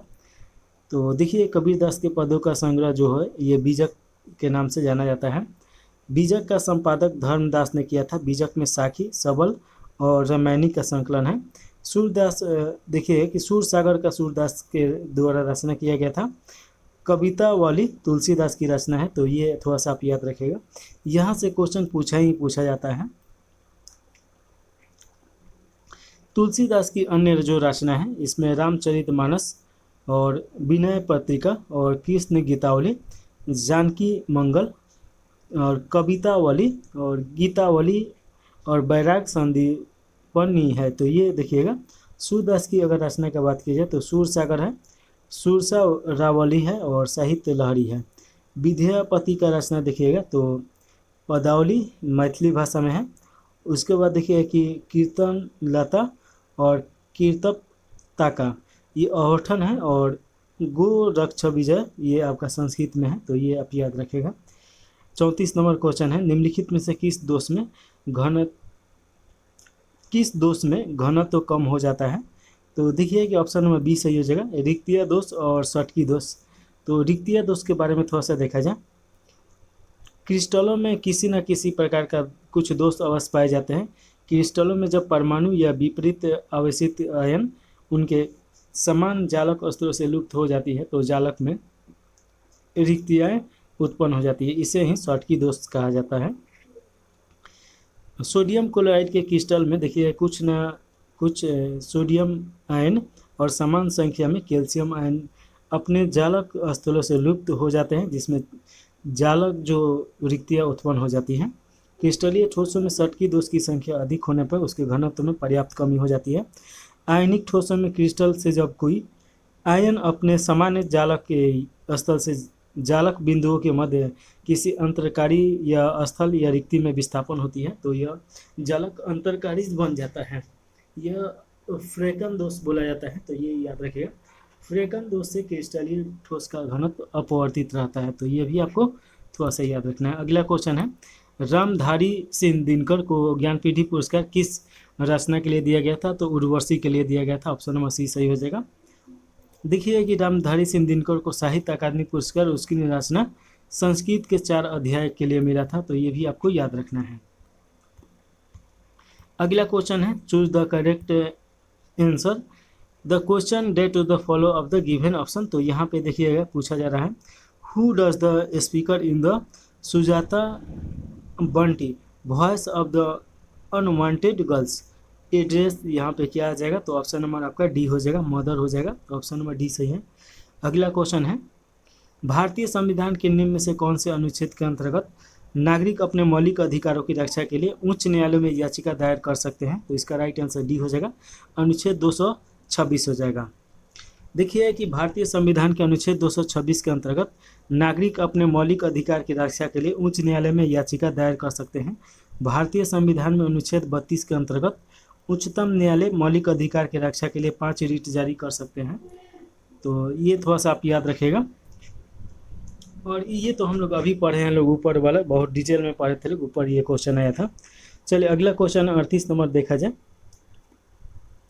एक पारितंत्र में अपघटक की क्रिया को नियमित करने वाला कारक क्या है? तो इसका राइट आंसर देखिए कि तापमान, मृदा की नमी और अपर्दन, यानी ऑप्शन नंबर डी हो जाएगा, सभी इसमें आ जाएगा लोग। 38 के बाद 39 नंबर क्वेश्चन देखें, थोड़ा सा इसके बारे में पढ़ लिया जाए। देखिएगा, एक पारितंत्र में अपघटन की क्रिया को नियमित करने वाले कारक ताप, मृदा और अपर्दन है। पारिस्थितिक तंत्र वह विज्ञान है जिसके अंतर्गत समस्त जीवों तथा भौतिक पर्यावरण के मध्य उनके अंतर संबंधों का अध्ययन किया जाता है। पारिस्थितिक तंत्र शब्द का प्रयोग सर्वप्रथम अर्नेस्ट हैकल ने 1866 में किया था। पारिस्थितिक तंत्र शब्द का सर्वप्रथम प्रयोग एजी टास्ले द्वारा 1935 में किया गया था। यूजिन ओडम के अनुसार पारिस्थितिक प्रकृति की संरचना प्रकृति का अध्ययन कहलाता है। पारिस्थितिक तंत्र के घटक हैं अजैविक और जैविक। तो देखिएगा कि अजैविक में घटक में तो देखिएगा तापमान, आर्द्रता, प्रकाश, वायुमंडलीय दाब, ये सब स्थलकृति आ जाएगा। और अजैविक घटक में देखिएगा कि जल, वायु, मिट्टी, ये सब भी आता है। जैविक घटक में देखिए कि मनुष्य, पादप, जंतु, ये सब जीव, सूक्ष्म जीव, ये सब आ जाएगा। अगला क्वेश्चन है, यदि आवृत्ति n का एक स्रोत स्थित श्रोता से वेग v से गुजरता है और ध्वनि वेग का v8 बड़ा v हो तो डॉपलर प्रभाव के कारण आवृत्ति में परिवर्तन होगा। तो राइट आंसर आपका ये हो सही हो जाएगा। यहाँ पे इसे सॉल्यूशन इसका दे दिया गया है, आप विस्तार से थोड़ा देख लीजिए। चलिए अगला क्वेश्चन देखिएगा, थोड़ा सा पढ़ लिया जाए इसके बारे में। डॉपलर प्रभाव स्रोत और श्रोता के बीच अपेक्षित गति के कारण ध्वनि की आवृत्ति में परिवर्तन से संबंधित है। यदि स्रोत और श्रोता के बीच अपेक्षित गति में कमी होती है तो ध्वनि की आवृत्ति में वृद्धि होती है। यदि स्रोत और श्रोता के बीच अपेक्षित गति में वृद्धि होती है तो ध्वनि के आवृत्ति में कमी होती है। तो ये सब नियम थोड़ा सा आप याद रखिएगा।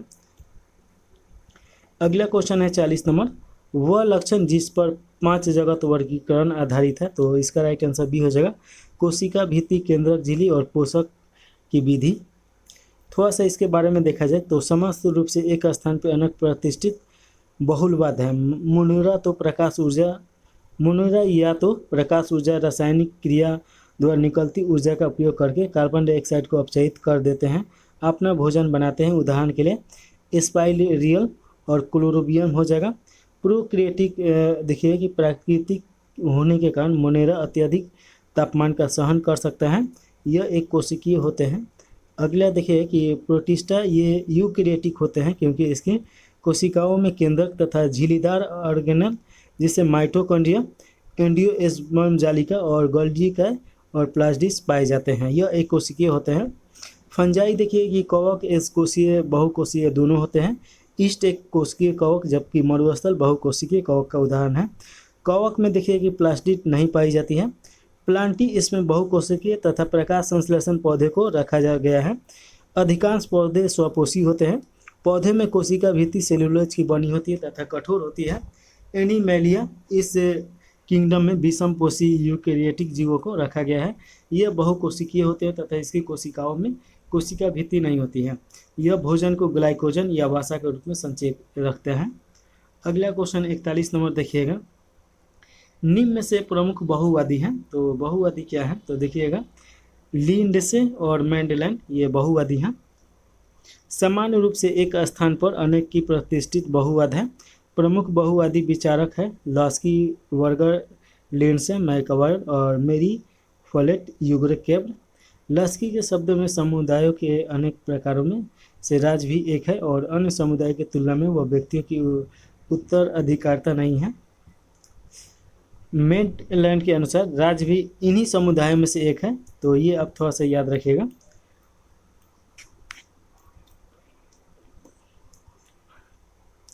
बहुलवादी ने फासीवादी विचार का खंडन किया और बहुलवादी नियंत्रण राजसत्ता में विश्वास करते हैं। ऑस्टिन आदि के असीमित प्रभुत्वता के सिद्धांत के बहुलवादी का प्रतिक्रिया है। बहुलवादी सिद्धांत के अनुसार कानून राज्य से स्वतंत्र और उच्च होते हैं। फ्रांसीसी विचारक डिगविट और डच विचारक कैब्रे के अनुसार कानून राज्य से उच्च और स्वतंत्र है, तो ये थोड़ा सा आप याद रखिएगा। अगला क्वेश्चन है 42 नंबर।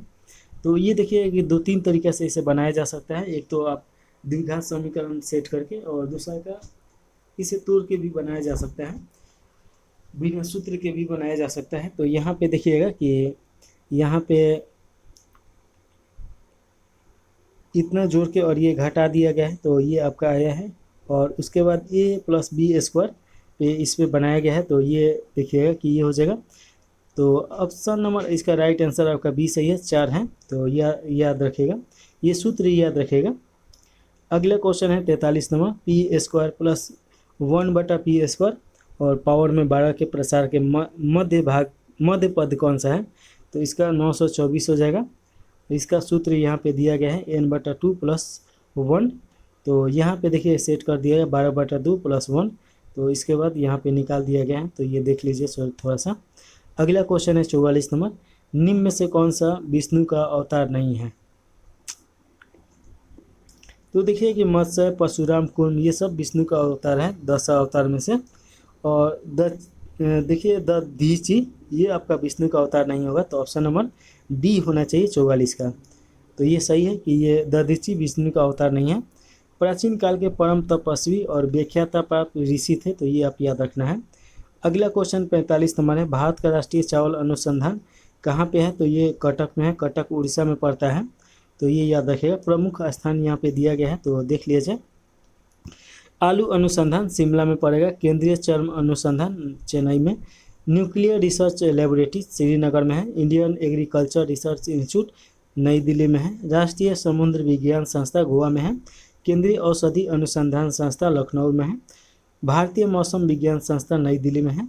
और केंद्रीय कांच तथा मृत्तिका अनुसंधान कोलकाता में है। भारतीय राष्ट्रीय राजमार्ग प्राधिकरण नई दिल्ली में है। भारतीय दलहन शोध संस्थान कानपुर में है। भारतीय रासायनिक जैविक संस्थान कोलकाता में है। और औद्योगिक विश्व विज्ञान अनुसंधान लखनऊ में है। केंद्रीय गन्ना अनुसंधान लखनऊ में है। राष्ट्रीय चावल अनुसंधान मनीला में है। राष्ट्रीय तो कटक में है। अगला क्वेश्चन है 46 नंबर। निम्नलिखित में से किस न्यायाधीश को जनहित याचिका का प्रवर्तक माना जाता है, तो इसका राइट आंसर आपका बी हो जाएगा, जस्टिस P.N. भागवती। इसके बारे में देखिए प्रीवियस क्लास में बहुत बार ये क्वेश्चन आ चुका है, तो इसीलिए यहाँ पे इसका डिस्कशन हम नहीं करेंगे। अगला क्वेश्चन देखिएगा 47 नंबर है। धनात्मक ढाल के पूर्ति वक्र का कारण है, तो इसका कारण क्या है, तो थोड़ा सा आंसर देखा जाए तो देखिए कि इसका राइट आंसर वर्धमान प्रतिफल हो जाएगा। ऑप्शन नंबर ए सही है। और इसको यहाँ पे देखिए कि दर्शा दिया गया है। धनात्मक ढाल के पूर्ति वक्र के कारण वर्धमान प्रतिफल होता है। यहाँ पे प्राइस और यहाँ पे क्वांटिटी दिया गया है। और जैसे कि हरा आसमान दिखाई देता है, तो ये नीचे की तरफ आएगा। और वर्तमान प्रतिफल देखिए सप्लाई, तो ये ऊपर की तरफ पैसे जाएगा। चलिए अगला क्वेश्चन है। यदि इकाई का सम्मिश्रण घनमूल ओमेगा है, तो 1 से लेके 100 ओमेगा पावर का 100 बराबर कितना हो जाएगा? तो राइट आंसर डी हो जाएगा, -ओमेगा 2 स्क्वायर हो जाएगा। तो देखिए कि ये बनाया गया है, आप ध्यान से देखिए और इसे बनाइए। अगला क्वेश्चन है 49 नंबर। कौन सा भारत के राष्ट्रपति के क्षमादान की शक्ति का सिद्धांत नहीं है? तो इसमें देखिएगा थोड़ा सा पढ़ना पड़ेगा। इस शक्ति का प्रयोग राष्ट्रपति द्वारा केंद्रीय मंत्रिमंडल के सलाह पर किया जाता है, तो ये तो सही है। राष्ट्रपति पुनः प्रमाणों का परीक्षण कर सकता है, ये भी सही है। दया के लिए याचिकाकर्ता को राष्ट्रपति के समक्ष मौखिक सुनवाई का अधिकार है, ये आपका गलत हो जाएगा। राष्ट्रपति अपने आदेश के लिए कारण देने के लिए बाध्य नहीं है, तो ये भी सही है। ऑप्शन नंबर आपका सी सही हो जाएगा, गलत ही इसमें हम लोग को खोजना था। चलिए अगला क्वेश्चन देखिएगा। इसमें देखिएगा कि जो क्षमादान के शक्ति होता है, तो एक क्षमा का मतलब क्या होता है? तो पूर्ण क्षमा कर देना, मतलब कि यह अपराध कभी नहीं हुआ है। और प्रविलंबन का मतलब होता है किसी दंड को कुछ समय के लिए टालने की प्रक्रिया, फांसी के संदर्भ में फांसी को टालने की। विराम का मतलब होता है विशेष परिस्थितियों की वजह से सजा कम करना, जैसे दिव्यांग या महिलाओं की गर्भावस्था की अवधि के कारण। परिहार का मतलब होता है सजा की मात्रा को बदलना, जैसे 2 वर्षों के कठोर कारावास को 1 वर्ष के कठोर कारावास में बदलना। लघुकरण का मतलब होता है सजा की प्रकृति को बदलना, जैसे मृत्युदंड को कठोर कारावास में बदल देना। तो ये आपका सभी पॉइंट याद रखिएगा। अगला क्वेश्चन है 50 नंबर। निम्नलिखित में कौन सा यूरोप में सामंतवाद के उदय का प्रमुख कारण था? तो इसका राइट आंसर आपका बी हो जाएगा, रोमन साम्राज्य के पतन के पश्चात बर्बर राज्यों की स्थापना। तो ऑप्शन नंबर बी सही है। सामंतवाद का उदय के कारण यूरोप में अंतःक्रियाओं के परिणाम स्वरूप बदलता परिवेश था। सामंतवाद का पहचान दुर्गों और मेनर भवनों के इर्द गिर्द कृषि उत्पादन, और यह भूमि मनेर के लाडू की थी जिस पर कृषक कार्य करते थे। चलिए अगला क्वेश्चन देखिए, ये एग्जाम के लिए उतना इम्पोर्टेंट नहीं है। दिल्ली में किस सुल्तान ने स्वयं को नियाबग ए खुदाई कहा था? तो इसका राइट आंसर सी हो जाएगा, बलबन। बलबन के बारे में थोड़ा सा देखा जाए कि बलबन ने अपने को पृथ्वी पर ईश्वर का प्रतिनिधि या प्रतीक छाया घोषित किया। बलबन ने स्वराज सिद्धांत दिया जो दैवीय उत्पत्ति सिद्धांत से संबंधित है। बलबन का सबसे बड़ा देन सुल्तान के पद और प्रतिष्ठा को पुनः स्थापित करना है। बलबन ने नौरोज का त्यौहार, सिजदा और पैबोस प्रथा को भी लागू किया। बलबन ने रक्त और लौह नीति अपनाया। तो ये इसका सबसे फेमस है, क्वेश्चन पूछा जाता है यहाँ से। बलबन ने अपने आप को अफरासियाब का वंशज घोषित किया। अफरासियाब वंश का उल्लेख फिरदौसी ने शाहनामा पुस्तक में किया है। बलबन ने जिले इलाही यानी ईश्वर की छाया की उपाधि धारण की। बलबन के काल में गुप्तचर विभाग का नाम बरीद मुमालिक था और गुप्तचर अधिकारी को बरीद कहा जाता था। इल्तुतमिश गुप्त वंश का वास्तविक संस्थापक माना जाता है। गयासुद्दीन तुगलक मुस्लिम शासक था जो सिंचाई के लिए नहर का निर्माण करवाया था। अलाउद्दीन खिलजी ने धर्म को राजनीति से अलग किया और ऐसा करने वाला प्रथम मुस्लिम शासक था। अगला क्वेश्चन देखिएगा 52 नंबर। समीकरण x² - 5 और x + 4 = 0 के वास्तविक मूल्यों की संख्या क्या होगी? तो 4 हो जाएगा। और यहाँ पे देखिएगा इसे बना दिया गया है, तो ये आप देख लीजिए। अगला क्वेश्चन है 53 नंबर।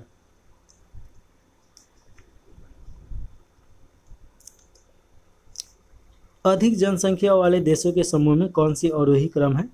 तो देखिए सबसे ज़्यादा जनसंख्या तो चीन में है, सेकेंड नंबर पे भारत आ जाएगा, उसके बाद यूएसए और उसके बाद इंडोनेशिया आ जाएगा। तो ऑप्शन नंबर बी सही हो जाएगा।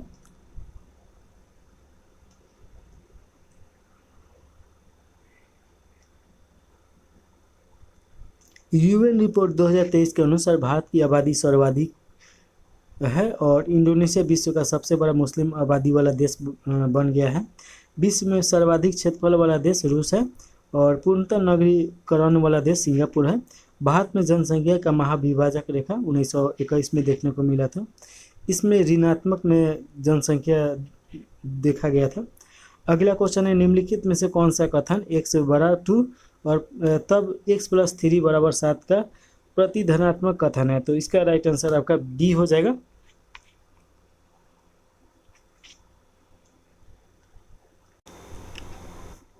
अगला क्वेश्चन है 55 नंबर। किरचॉफ का प्रथम नियम किस संरक्षण नियम से संबंधित है? तो इसका राइट आंसर बी हो जाएगा, आवेश संरक्षण नियम। थोड़ा सा इसके बारे में देखा जाए। किरचॉफ का नियम ऊष्मा के अच्छे अवशोषक ही अच्छे उत्सर्जक होते हैं, ये बताता है। और देखिए कि यदि लाल कांच को उच्च ताप तक गर्म किया जाए तो यह हरी चमक देगा। अंधेरे कमरे में एक काली और एक सफ़ेद वस्तु को समान ताप पर गर्म करके रखा जाए तो काली वस्तु अधिक चमकेगी। किरचॉफ ने 2 नियम दिए, तो ये याद रखिएगा। प्रथम नियम के अनुसार किसी वस्तु की परिपथ में किसी भी संधि पर मिलने वाली समस्त विद्युत धाराओं और बीजगणितीय योग का शून्य होता है, तो ये पहला नियम है। और देखिए कि दूसरा का नियम दिया, ऊर्जा संरक्षण के सिद्धांत पे ये नियम है। इस सिद्धांत के अनुसार किसी विद्युत परिपथ के प्रत्येक बंद लूप में विभिन्न भागों में प्रवाहित धाराओं और संगत प्रतिरोध के गुणनफल का बीजगणितीय योग लूप में उपस्थित विभिन्न विद्युत वाहक बलों के बीजगणितीय योग के बराबर होता है। तो ये 2 नियम आप जरूर इसका याद रखिएगा। अगला क्वेश्चन दिया गया है 56 number, choose the correct passive from the given sentence. तो ये देखिए कि doctors recommended frequently use of the sanitiser and hand wash, तो इसका राइट आंसर डी हो जाएगा।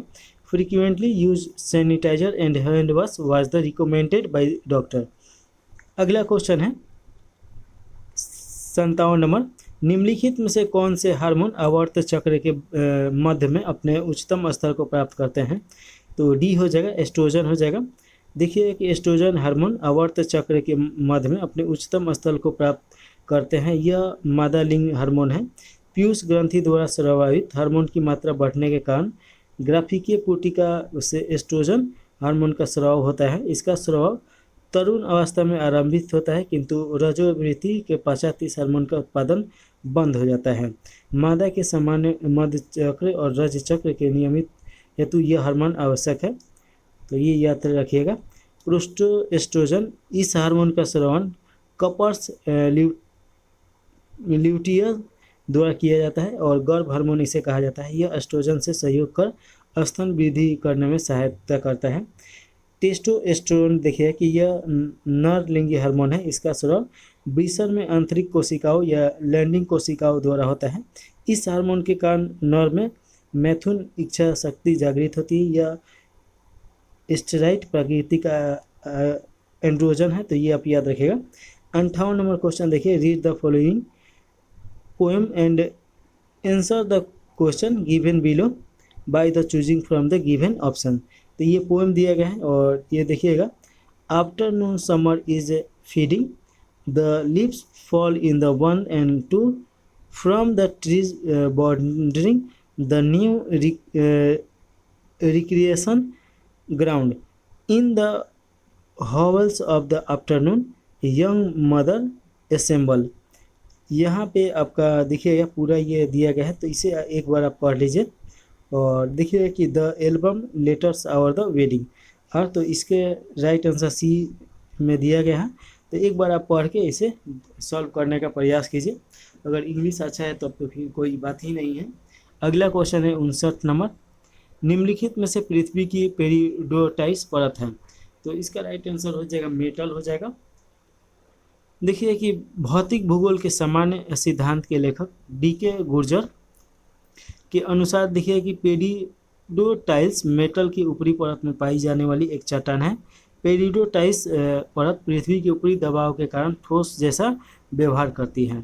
थोड़ा सा क्रस्ट के बारे में जाना जाए तो ये पृथ्वी की सबसे ऊपरी परत और पतली और बहुत भंगुर भाग है। इसका औसत ऊंचाई देखिए 33 किलोमीटर है। इसे 2 प्रकार के ऊपरी क्रस्ट तथा निचले क्रस्ट में बांटा गया है। ऊपरी क्रस्ट देखिए जिसे महाद्वीपीय क्रस्ट कहते हैं और इसका घनत्व 2.8 प्रति ग्राम होता है, जिसका निर्माण ग्रेनाइट चट्टानों से हुआ है, तथा ये निचली क्रस्ट को महासागरीय क्रस्ट कहते हैं। इसका निर्माण बेसाल चट्टानों से हुआ है। महाद्वीपीय क्रस्ट में देखिए कि सिलिका तथा एल्युमिनियम प्रचुर मात्रा में होने के कारण सियोल कहते हैं, जबकि महासागरीय क्रस्ट में सिलिका तथा मैग्नीशियम की अधिकता के कारण सीमा कहते हैं। और देखिए कि महाद्वीपीय क्रस्ट की औसत घनत्व 30 किलोमीटर तथा महासागरीय क्रस्ट की 5 किलोमीटर है। मेटल दिया गया है और मेटल के बाद क्रूड जो पृथ्वी के आंतरिक भाग होता है उसके बारे में बताया गया है। तो इसके बारे में हम लोग भूगोल में पढ़ा जाएगा डिटेल में। यहाँ पे क्योंकि शॉर्टकट में दिया गया है तो पढ़ने के बाद आपको समझ में भी नहीं आएगा, लगेगा सिर्फ पढ़ के सुना रहे हैं। और आगे देखिए, और यहाँ से क्वेश्चन भी आने का बहुत कम संभावना है, क्योंकि बीपीएससी में ये सब क्वेश्चन आता है, इसमें इतना अंदर का क्वेश्चन नहीं पूछता है। अगला क्वेश्चन है c बराबर 40 प्लस 0.6y उपभोग फलन तो बचत फलन का समीकरण है। तो इसका समीकरण आपका हो जाएगा s बराबर -40 प्लस 0.4y हो जाएगा। तो ऑप्शन नंबर बी सही है। चलिए अगला क्वेश्चन देखिएगा, बी के चौथे इलेक्ट्रॉन की चारों क्वांटम संख्याएं होगी। देखिए इसका राइट आंसर आपका सी हो जाएगा, बी 2 हो जाएगा, के 0 n 0 और एस ए -1/2 हो जाएगा। तो ये थोड़ा सा आप याद रखिएगा। तो ऑप्शन नंबर सी सही है। देखिए क्वांटम संख्या भी इलेक्ट्रॉन के संपूर्ण गुणों की जानकारी देती है। क्वांटम संख्या 4 प्रकार के होते हैं। एक प्रथम क्वांटम संख्या, द्विआंगी क्वांटम संख्या, चुंबकीय क्वांटम संख्या और चक्रण क्वांटम संख्या। पॉली के अपमार्जक सिद्धांत के अनुसार किसी भी इलेक्ट्रॉन की चारों क्वांटम संख्या बराबर नहीं हो सकता है। अगला क्वेश्चन है 62 नंबर, वंशागति के क्रोमोसोमवाद का सिद्धांत प्रस्तुत किया गया था। तो देखिए ये राइट आंसर हो जाएगा सटन एवं बावरी के द्वारा। तो ऑप्शन नंबर सी सही हो जाएगा। देखिए गुण सूत्र का नाम बॉलवेडर ने दिया था और आनुवंशिक का जनक मेंडल है। मेंडल ने अपनी प्रयोग का आधार मटर के पौधे को बनाया था। आनुवंशिक शब्द का सर्वप्रथम प्रयोग देखिएगा कि बोट्सॉन के द्वारा किया गया था। उत्पादन का सिद्धांत हुनो डी ब्रिज ने दिया है और एक जीन एक एंजाइम का सिद्धांत जॉर्ज बीडल और देखिए कि एडवर्ड टेटम के द्वारा दिया गया है। आधुनिक आनुवंशिक के जनक टी.एस. मॉर्गन है। चिकित्सा शास्त्र के जनक हिप्पोक्रेटस को माना जाता है। आधुनिक वनस्पति विज्ञान का जनक कैरियस लिनियस है और भारतीय वनस्पति विज्ञान का जनक बीरबल साहनी है। तो ये याद रखिएगा। अगला क्वेश्चन है 63 नंबर, निम्नलिखित यूरोपीय जाति को इंडोनेशिया में प्रभुत्व जमाने में सफलता मिली है। तो इसका राइट आंसर आपका डी हो जाएगा, डच को मिला था। तो ऑप्शन नंबर डी सही है। थोड़ा सा इसके बारे में देखा जाए, देखिए कि 17वीं शताब्दी के शुरुआत में दक्षिणी पूर्व एशिया के मसालों बाजार में प्रवेश के इरादे से डच यहाँ आए और 1605 में डचों ने पुर्तगाल से अवैतीय छीन लिए। डचों ने मसाला द्वीप पूज यानी इंडोनेशिया पर अपना प्रभुत्व स्थापित किया और 1619 में डचों ने बैटविया पर अधिकार कर लिया। बैटविया जकार्ता का पुराना नाम है। तो ये आप याद रखिएगा। डच ईस्ट इंडिया कंपनी उत्पादन में 1602 में आया था। देखिए कि 1605 ईस्वी में मसूलीपट्टनम में डचों ने अपना भारत में प्रथम कारखाना खोला था और डच भारत में मुख्यतः सूती वस्त्र के व्यापार में रुचि लिए थे। डच बेदरा के युद्ध में 1759 में अंग्रेजों से पराजय होकर भारत में सक्रिय राजनीतिक से अलग हो गया। तो ये याद रखिएगा। और पुर्तगाल के बारे में तो हम लोग जानते ही हैं कि पुर्तगाल का यात्री वास्को डी गामा 20 मई 1498 को भारत में आया था। कालीकट जगह पे उतर, उस समय कालीकट का राजा जोमिरिन था, उसका स्वागत करता है। तो ये तो यही सब दिया गया है। चलिए अगला क्वेश्चन है 64 नंबर, एक चकती की आकृति के पहिए का द्रव्यमान 2 किलोग्राम है और त्रिज्या 20 सेंटीमीटर है। यह अपनी अक्ष के प्रति 20 चक्रण सेकेंड की चाल से घूर्णन कर रहा है। पहिए को 10 सेकेंड में रोकने के लिए आवश्यक बल आघूर्ण का मान बताइए। तो इसका राइट आंसर आपका ए हो जाएगा, 0.1 न्यूटन मीटर हो जाएगा और यहाँ पे बना दिया गया है। तो आप देख लीजिए। अगला क्वेश्चन है 19,000 प्लस 19 सैकड़ा प्लस 19 इकाइयाँ बराबर होगी। तो ये आपका देखिए कि राइट आंसर डी हो जाएगा। ये जोड़िएगा तो आपका 20,919 आ जाएगा। तो यहाँ पे जोड़ के देखा भी दिया गया है। तो देख लीजिए। अगला क्वेश्चन है 65 के बाद 66 नंबर, किस घटना ने अमेरिका को द्वितीय विश्व युद्ध में शामिल कर दिया। तो इसका राइट आंसर हो जाएगा पर्ल हार्बर पर जापानी सैनिक के हमला। देखिए कि 7 दिसंबर 1941 को जापान ने पर्ल हार्बर नौसैनिक अड्डा पर आक्रमण कर दिया और पर्ल हार्बर प्रशांत महासागर में हवाई द्वीप पे स्थित है। जापान प्रथम बार मानव बम का प्रयोग पर्ल हार्बर को ध्वस्त करने में किया था। तो ये आप याद रखिएगा। मानव बम मतलब क्या हो जाएगा। तो मानव बम का मतलब क्या हो जाएगा कि कोई व्यक्ति है जो एक प्रकार के आत्महत्या के हिसाब से ही जाके कहीं पे फट जाता है और जो एक्सप्लोजर होता है वो अपने साथ में लेके जाता है। यूएसए का द्वितीय विश्व युद्ध में प्रवेश 8 दिसंबर 1941 को हुआ था। देखिए कि इसके जवाब में अमेरिका ने 2 परमाणु बम छोड़ा, एक 6 अगस्त और एक 9 अगस्त को। एक हिरोशिमा और नागासाकी पे ये परमाणु बम गिराता है। उसके बाद जो जापान है सरेंडर ही बोल देता है, तो ये याद रखिएगा। अगला क्वेश्चन है 67 नंबर। प्लेट विवर्तनिक सिद्धांत के अनुसार रचनात्मक प्लेट सीमा को डैश भी कहा जाता है। तो अपसारिक प्लेट सीमा बोला जाता है, तो ऑप्शन नंबर ए सही हो जाएगा। देखिए कि सामान्य रूप से प्लेटों के किनारों को 3 वर्गों में विभाजित किया गया है। एक है रचनात्मक प्लेट किनारा, विनाशनात्मक प्लेट किनारा और संरक्षित प्लेट किनारा। तो ये याद रखिएगा। इसके बारे में हम 2-3 दिन में एक चैप्टर बनाएंगे, उसमें तो हम इसके बारे में अच्छी तरीके से समझाया जाएगा। अगर आपको पढ़ना है तो इसे थोड़ा सा पढ़ लीजिए, लेकिन अगर कभी नहीं पढ़े हैं तो ये आपको इतना पढ़ने से समझ में नहीं आ जाएगा। अगला क्वेश्चन देखिएगा।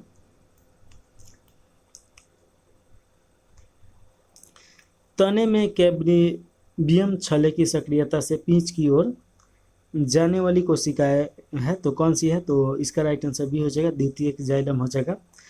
देखिए कैम्बियम पौधे में सक्रिय रूप से विभाजन होने वाली कोशिकाओं की परत जाइलम और फ्लोएम ऊतक तनों और जड़ों के द्वितीय विकास के लिए जिम्मेवार है। कैम्बियम कोशिकाओं की एकल परत जाइलम द्वारा जल का प्रवाह होता है, फ्लोएम द्वारा खाद्य पदार्थों का परिवहन होता है।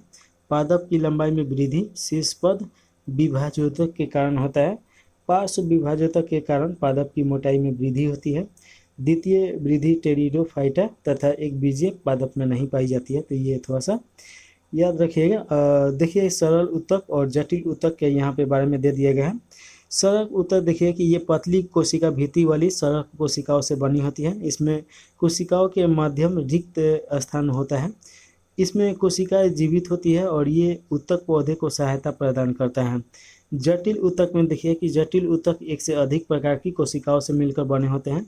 इनकी कोशिका भित्ति मोटी होती है, अधिकांश कोशिकाएं मृत होती है और इन्हें संवहनीय ऊतक भी कहते हैं। ये पानी खनिज लवण पौधे के ऊपरी भाग तक पहुंचता है। जाइलम तथा फ्लोएम जटिल ऊतक के उदाहरण हैं। फाइबर यानी रेशे मुक्त सहारा देने का कार्य करता है। देखिए कि पेनक्रियामा ऊतकों में क्लोरोफिल पाया जाता है, जिसके कारण प्रकाश संश्लेषण क्रिया संपन्न होती है। कोलेनेकाइमा ऊतक के कारण पौधे में लचीलापन पाया जाता है और स्क्लेरेकाइमा ऊतक पौधे को कठोरता और मजबूत प्रदान करता है।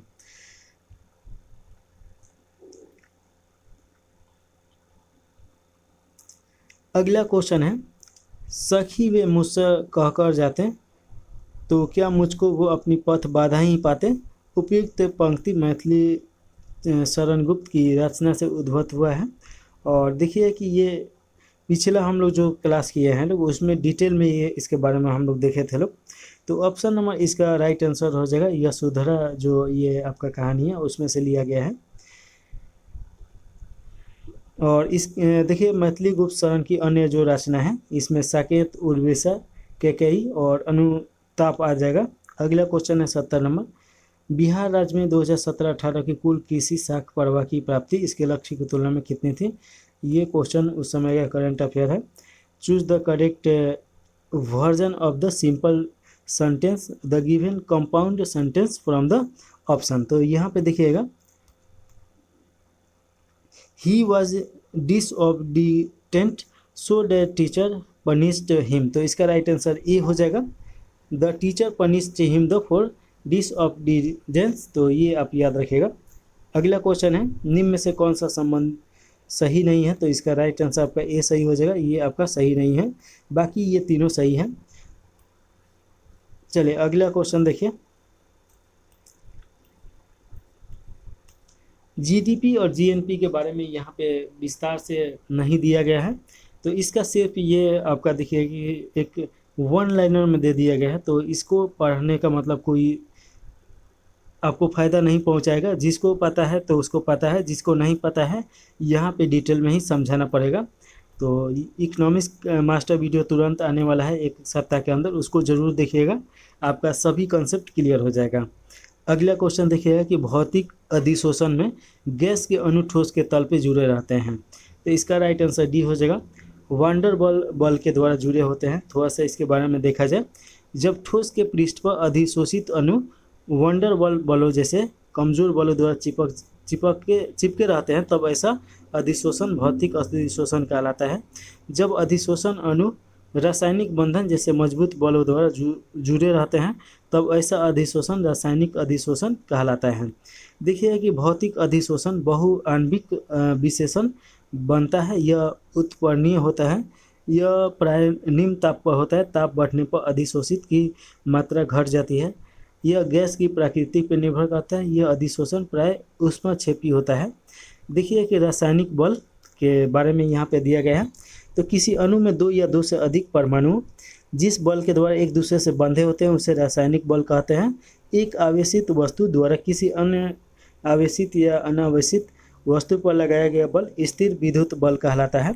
ग्रहों या उपग्रहों को उसकी कक्षा में चक्कर लगाने के लिए आवश्यक अभिकेंद्रीय बल सूर्य के बीच कार्यरत गुरुत्वाकर्षण बल के द्वारा प्राप्त होता है। गुरुत्वाकर्षणीय बल के कारण ही चंद्रमा पृथ्वी के चारों ओर चक्कर लगाता है। 74 नंबर क्वेश्चन है, ऑक्सीजन गैस के लिए मोलर विशिष्ट ऊष्माओं का अनुपात है। तो इसमें देखिएगा कि इसका राइट आंसर आपका सी हो जाएगा, 7/5 हो जाएगा, जो यहाँ पे आपका सॉल्व करके बता दिया गया है। तो आप देख लीजिए इसे। अगला क्वेश्चन है, प्रथम n प्राकृतिक संख्याओं का घनों का माध्य है। तो ये सूत्र पूछा जा रहा है। तो इसका सूत्र होता है n मतलब नंबर। तो देखिए कि n और n+1²/4 हो जाएगा। तो ये आपका सूत्र हो जाएगा। ऑप्शन नंबर डी सही है। अगला क्वेश्चन देखिएगा, केल्विन चक्र में CO2 का प्राथमिक ग्राही कौन है। तो इसका राइट आंसर आपका बी हो जाएगा, RUBP हो जाएगा। थोड़ा सा इसके बारे में डिटेल में यहाँ पे थोड़ा सा देखा जाए तो देखिएगा कि केल्विन चक्र में CO2 का प्राथमिक ग्राही रिबोलोसिस 1.5 बायोफॉस्फोरेसिस होता है। तो ये आप थोड़ा सा याद रखेगा। केल्विन चक्र 3 चरणों में घटित होता है। तो ये आप थोड़ा सा यहाँ पे याद रखेगा। ये भी बायोलॉजी में आपको अगर पढ़े हैं तभी समझ में आएगा। इतना हम अगर पढ़ के सुना देंगे तो आपको समझ में नहीं आएगा। इसको डिटेल में ही पढ़ना है। इसे देखिए कि इसका चैप्टर हम पढ़ा चुके हैं। प्ले लिस्ट में जाइएगा तो बायोलॉजी सेक्शन में देखिएगा तो वहाँ पे आपको मिलेगा। चलिए अगला क्वेश्चन है 77 नंबर, कविता की परख निबंध के लेखक कौन है। तो इसका राइट आंसर डी हो जाएगा, रामचंद्र शुक्ल हो जाएंगे। कविता की परख निबंध के लिए आचार्य रामचंद्र शुक्ल जी। देखिएगा कि आचार्य रामचंद्र की अन्य कृतियाँ कौन किन है। तो देखिएगा कि सुर, जायसी और काव्य में अभिव्यंजनवध, चिंतामणि प्रथम और हिंदी साहित्य त्रिवेणी आपका तुलसी हो जाएगा। काव्य में रहस्यवध, रश्मि मानसा, चिंतामणि 2 और उसके बाद देखिए जायसी ग्रंथवादी और ब्राह्मण रंगीन सार। बाल कृष्ण भट्ट की रचनाएं में देखिए तो ये निबंधन है और ये उपन्यास है। तो देखिए कि साहित्य सुमन, भट्ट निबंधमाला, आत्मनिर्भरता, चंद्रोदय और साहित्य जनसमूह के हृदय के विकास, प्रतिभा, बातचीत, माधुर्य, माता का स्नेह। देखिए उपन्यास जो है नूतन ब्रह्मचारी और 100 जान एक सुजान, रहस्यम कथा, ये सब उनका ये है। और नाम वर्ष इनकी रचना में देखिए तो बकलम खुद, आधुनिक साहित्य की प्रवृत्तियाँ, इतिहास और आलोचना, कविता के नए प्रतिभा और वाद विवाद संवाद और छायावाद और कहानी नई कहानी, दूसरी परंपराओं की खोज। तो ये सब उनका ये सब आप याद रखिएगा। अगला क्वेश्चन है 78 नंबर, एक श्रेणी क्रम LCR परिपथ के लिए निम्न में से कौन सा कथन गलत है। तो इसका राइट आंसर बी हो जाएगा, अनुनाद पे परिपथ की प्रतिबाधा अधिकतम होती है। तो ऑप्शन नंबर बी सही हो जाएगा। चलिए आगे देखा जाए। देखिएगा कि यह कथन गलत है, बी नंबर ऑप्शन। और इसके बारे में देखिए कि यहाँ पे दिया है XL और XC के मान बराबर होंगे और परिपथ का प्रतिघात XL - XC हो जाएगा जो 0 होगा। आवृत्ति के इस मान में देखिए ω0 परिपथ की प्रतिबाधा बराबर R² + XL और -XL² का मान न्यूनतम होता है। तो जो परिपथ की मात्रा प्रतिरोध R है, किसी निश्चित आवृत्ति पे धारा आयाम के महत्तम होने की घटना को अनुनाद कहा जाता है। तो ये आप थोड़ा सा याद रखिए अनुनाद क्या है। LCR परिपथ में अनुनाद की स्थिति में देखिए, तो यहाँ पे इसके बारे में देखिए डिटेल में दिया गया है और इसे आप एक बार जरूर पढ़ लीजिए, जो इंग्लिश दिया गया है, मतलब इसका डिस्क्रिप्शन दिया गया है। अगला क्वेश्चन है 79 नंबर। बिहार में 2016-17 में कृषि विपणन का समितियों की संख्या है, तो ये तो पुराना डाटा है, तो इसे पढ़ने का कोई फ़ायदा है नहीं। 79 के बाद 80 नंबर क्वेश्चन देखिए।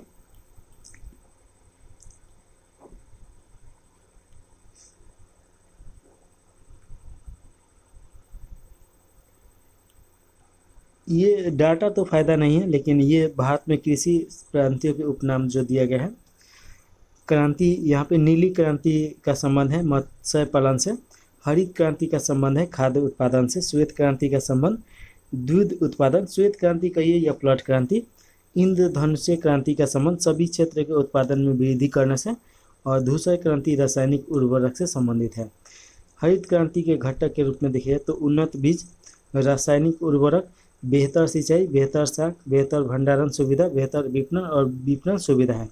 हरित क्रांति आपका 1966 में स्टार्ट हुआ था और देखिए कि कुछ पार्ट पे ही ज़्यादा फोकस किया गया, जिसमें पंजाब, हरियाणा और उत्तर प्रदेश का दक्षिणी भाग आ जाएगा, पश्चिमी भाग आ जाएगा, सॉरी।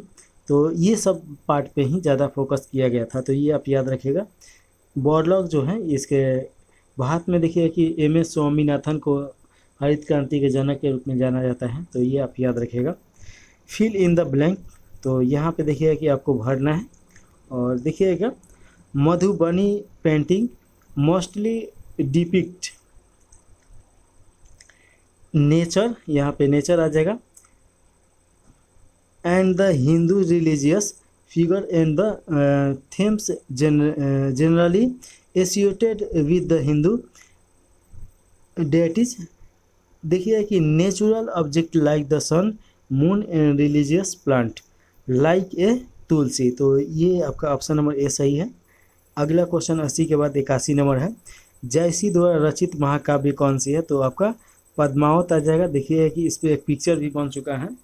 जयसी के द्वारा महत्वपूर्ण जो महाकाव्य है, और देखिए कि हंसवाली ये असाइद की रचना है और मृगवाल्ती ये कुतुबन की रचना है, और देखिए मधुमालती ये मलिक मंझल की रचना है, तो ये सभी याद रखिएगा। अगला क्वेश्चन है 82 नंबर। अर्थशास्त्र में उत्पादन का इष्टतम स्तर वहाँ है जहाँ देखिए कि LAC न्यूनतम है तथा LAC बराबर LMC हो जाएगा, तो ये थोड़ा सा आप याद रखिएगा और यहाँ इसके बारे में दे दिया गया है, तो आप पढ़ लीजिए। इसके बारे में हम डिटेल में आपको पढ़ाएंगे चैप्टर वाइज। अगला क्वेश्चन 83 नंबर है। एग्ज़ाम से पहले पढ़ाएंगे, एग्ज़ाम अभी आपका 1-1.5 महीना के आसपास में है। इसमें आपका हम टोटल चैप्टर ख़त्म करा देंगे घटना चक्र का, और उसमें देखिए घटना चक्र में और साथ में हम अपना नोट्स भी उसमें पुट कर देंगे। देखिए निम्नलिखित में से कौन सा समुच्चय अपरिमिति है, तो इसका राइट आंसर हो जाएगा Q बराबर देखिए X अनुपात X 7 का गुणज है, तो इसका राइट आंसर आपका B सही हो जाएगा। अगला क्वेश्चन देखिए, यह समुच्चय अपरिमित है, तो ये ऑप्शन नंबर B सही है। अगला क्वेश्चन आपका दिया गया है, हड़प्पा के लोग किस धातु का उपयोग नहीं जानते थे, तो ये लोहा का उपयोग नहीं जानते थे। लोहा का देखिए खोज 1000 ईस्वी में हुआ था, तो ये आपका वैदिक काल में खोजा गया है। हड़प्पा काल के बारे में अगर थोड़ा सा देखिए कि हड़प्पा सभ्यता का समय 2350 BC से लेकर 1750 BC माना जाता है। हड़प्पावासी ने भारत में चांदी का सर्वप्रथम प्रयोग किया था, और ताम्रपाषाण काल के नाम से भी जाना जाता है क्योंकि यहाँ पे तांबा का उपयोग किया जा रहा था। कांस्ययुगीन सभ्यता के नाम से जाना जाता है, तो कांस्ययुगीन सभ्यता के नाम से क्यों जाना जाता है कि कांसा का उपयोग किया जा रहा था, तो ये याद रखिएगा। मोहनजोदड़ो से कांस की नृत्य की मिली है, यानी नर्तक। हड़प्पावासी विभिन्न धातुओं का आयात विदेशों से और देशों के अन्य भागों से करते थे। लौह का प्रयोग भारत में उत्तर वैदिक काल में प्रारंभ हुआ था। DK चक्रवर्ती ने भारत में लौह का प्रथम प्रयोग का समय आपका 950 BC के आसपास में माना है, जबकि अतिरंजखेड़ा, नूह और बटेश्वर आदि स्थानों में भारी मात्रा में लौह का औजार और कृषि कार्य का प्रयोग होने का उपकरण मिला है। सिंधु घाटी सभ्यता के अवशेषों की खोज सर्वप्रथम 1921 में हड़प्पा में की गई थी, राखल दयानंद सरस्वती के द्वारा, तो ये आप याद रखेगा। अगला क्वेश्चन है देखिए दो चीज़ हम आपको समझा रहे हैं, एक मोहनजोदड़ो और एक आपका हड़प्पा। तो हड़प्पा क्यों नाम पड़ा इसका, क्योंकि सबसे पहले खोजा गया हड़प्पा स्थल है और इसका खोज हुआ था 1921 में। किसके द्वारा, तो दयाराम सरस्वती के द्वारा। उसके बाद 21 में मोहनजोदड़ो का खोज होता है और ये किसके द्वारा खोज होता है, तो राखलदास बनर्जी के द्वारा। तो ये याद रखिएगा। अगला क्वेश्चन है, अटुअल पिगट ने इसे अर्ध औद्योगिक नगर कहा। हरियाणा के राखी गढ़ी में सिंधु घाटी सभ्यता का सबसे बड़ा संग्रहालय अनुसंधान केंद्र बनाया जा रहा है। तो ये आप याद रखिएगा। अगला क्वेश्चन है, 10 ग्राम आर्गन गैस को 27 डिग्री सेल्सियस तापमान पर समतापीय और उत्क्रमणीय प्रक्रम में 10 लीटर से 5 लीटर तक संपीड़न किया जाता है। इस प्रक्रम के लिए डब्ल्यू यानी वाट और क्यू, और देखिए कि ई की गणना किया जाता है। आर बराबर इतना दे दिया गया है मान, और देखिए कि लॉग बराबर इतना दे दिया गया है। आर्गन का परमाणु भार 40 है। तो आपसे क्वेश्चन पूछा जा रहा है कि उस कंडीशन में क्या होगा, तो इसका राइट आंसर आपका सी हो जाएगा। इस न्यूमेरिकल को देखिए यहाँ पे बनाया गया है, बहुत विस्तार में बनाया गया है, इसे देखिए। अगला क्वेश्चन है, यदि y बराबर 10-1x प्लस 10 1x बटा 1/x, तब dx बाई x dx से बराबर कितना हो जाएगा, तो इसका राइट आंसर सी हो जाएगा, 0 हो जाएगा। चलिए अगला क्वेश्चन देख लीजिए। एक अल्फा कण व एक प्रोटॉन की गतिज ऊर्जा समान है, उनकी त्वरण दैर्घ्य का अनुपात कितना होगा, तो अनुपात आपका 1:2 हो जाएगा। तो ऑप्शन नंबर बी सही है। और देखिए यहाँ पे आपका सॉल्व कर दिया गया है, तो इसे देख लीजिए। अगला क्वेश्चन है, एंट्रो परिवर्तन को थीटा एस बराबर क्यू आर यू भी दिया गया है और नीचे टी दिया गया है। व्यंजन का प्रयोग करके निकाल सकते हैं जब पानी एक कांच के भीतर बीकर में जम जाता है। तो इसके लिए निम्नलिखित में से सही कथन का चयन कीजिए। तो राइट आंसर आपका सी हो जाएगा। अगला क्वेश्चन देखिएगा,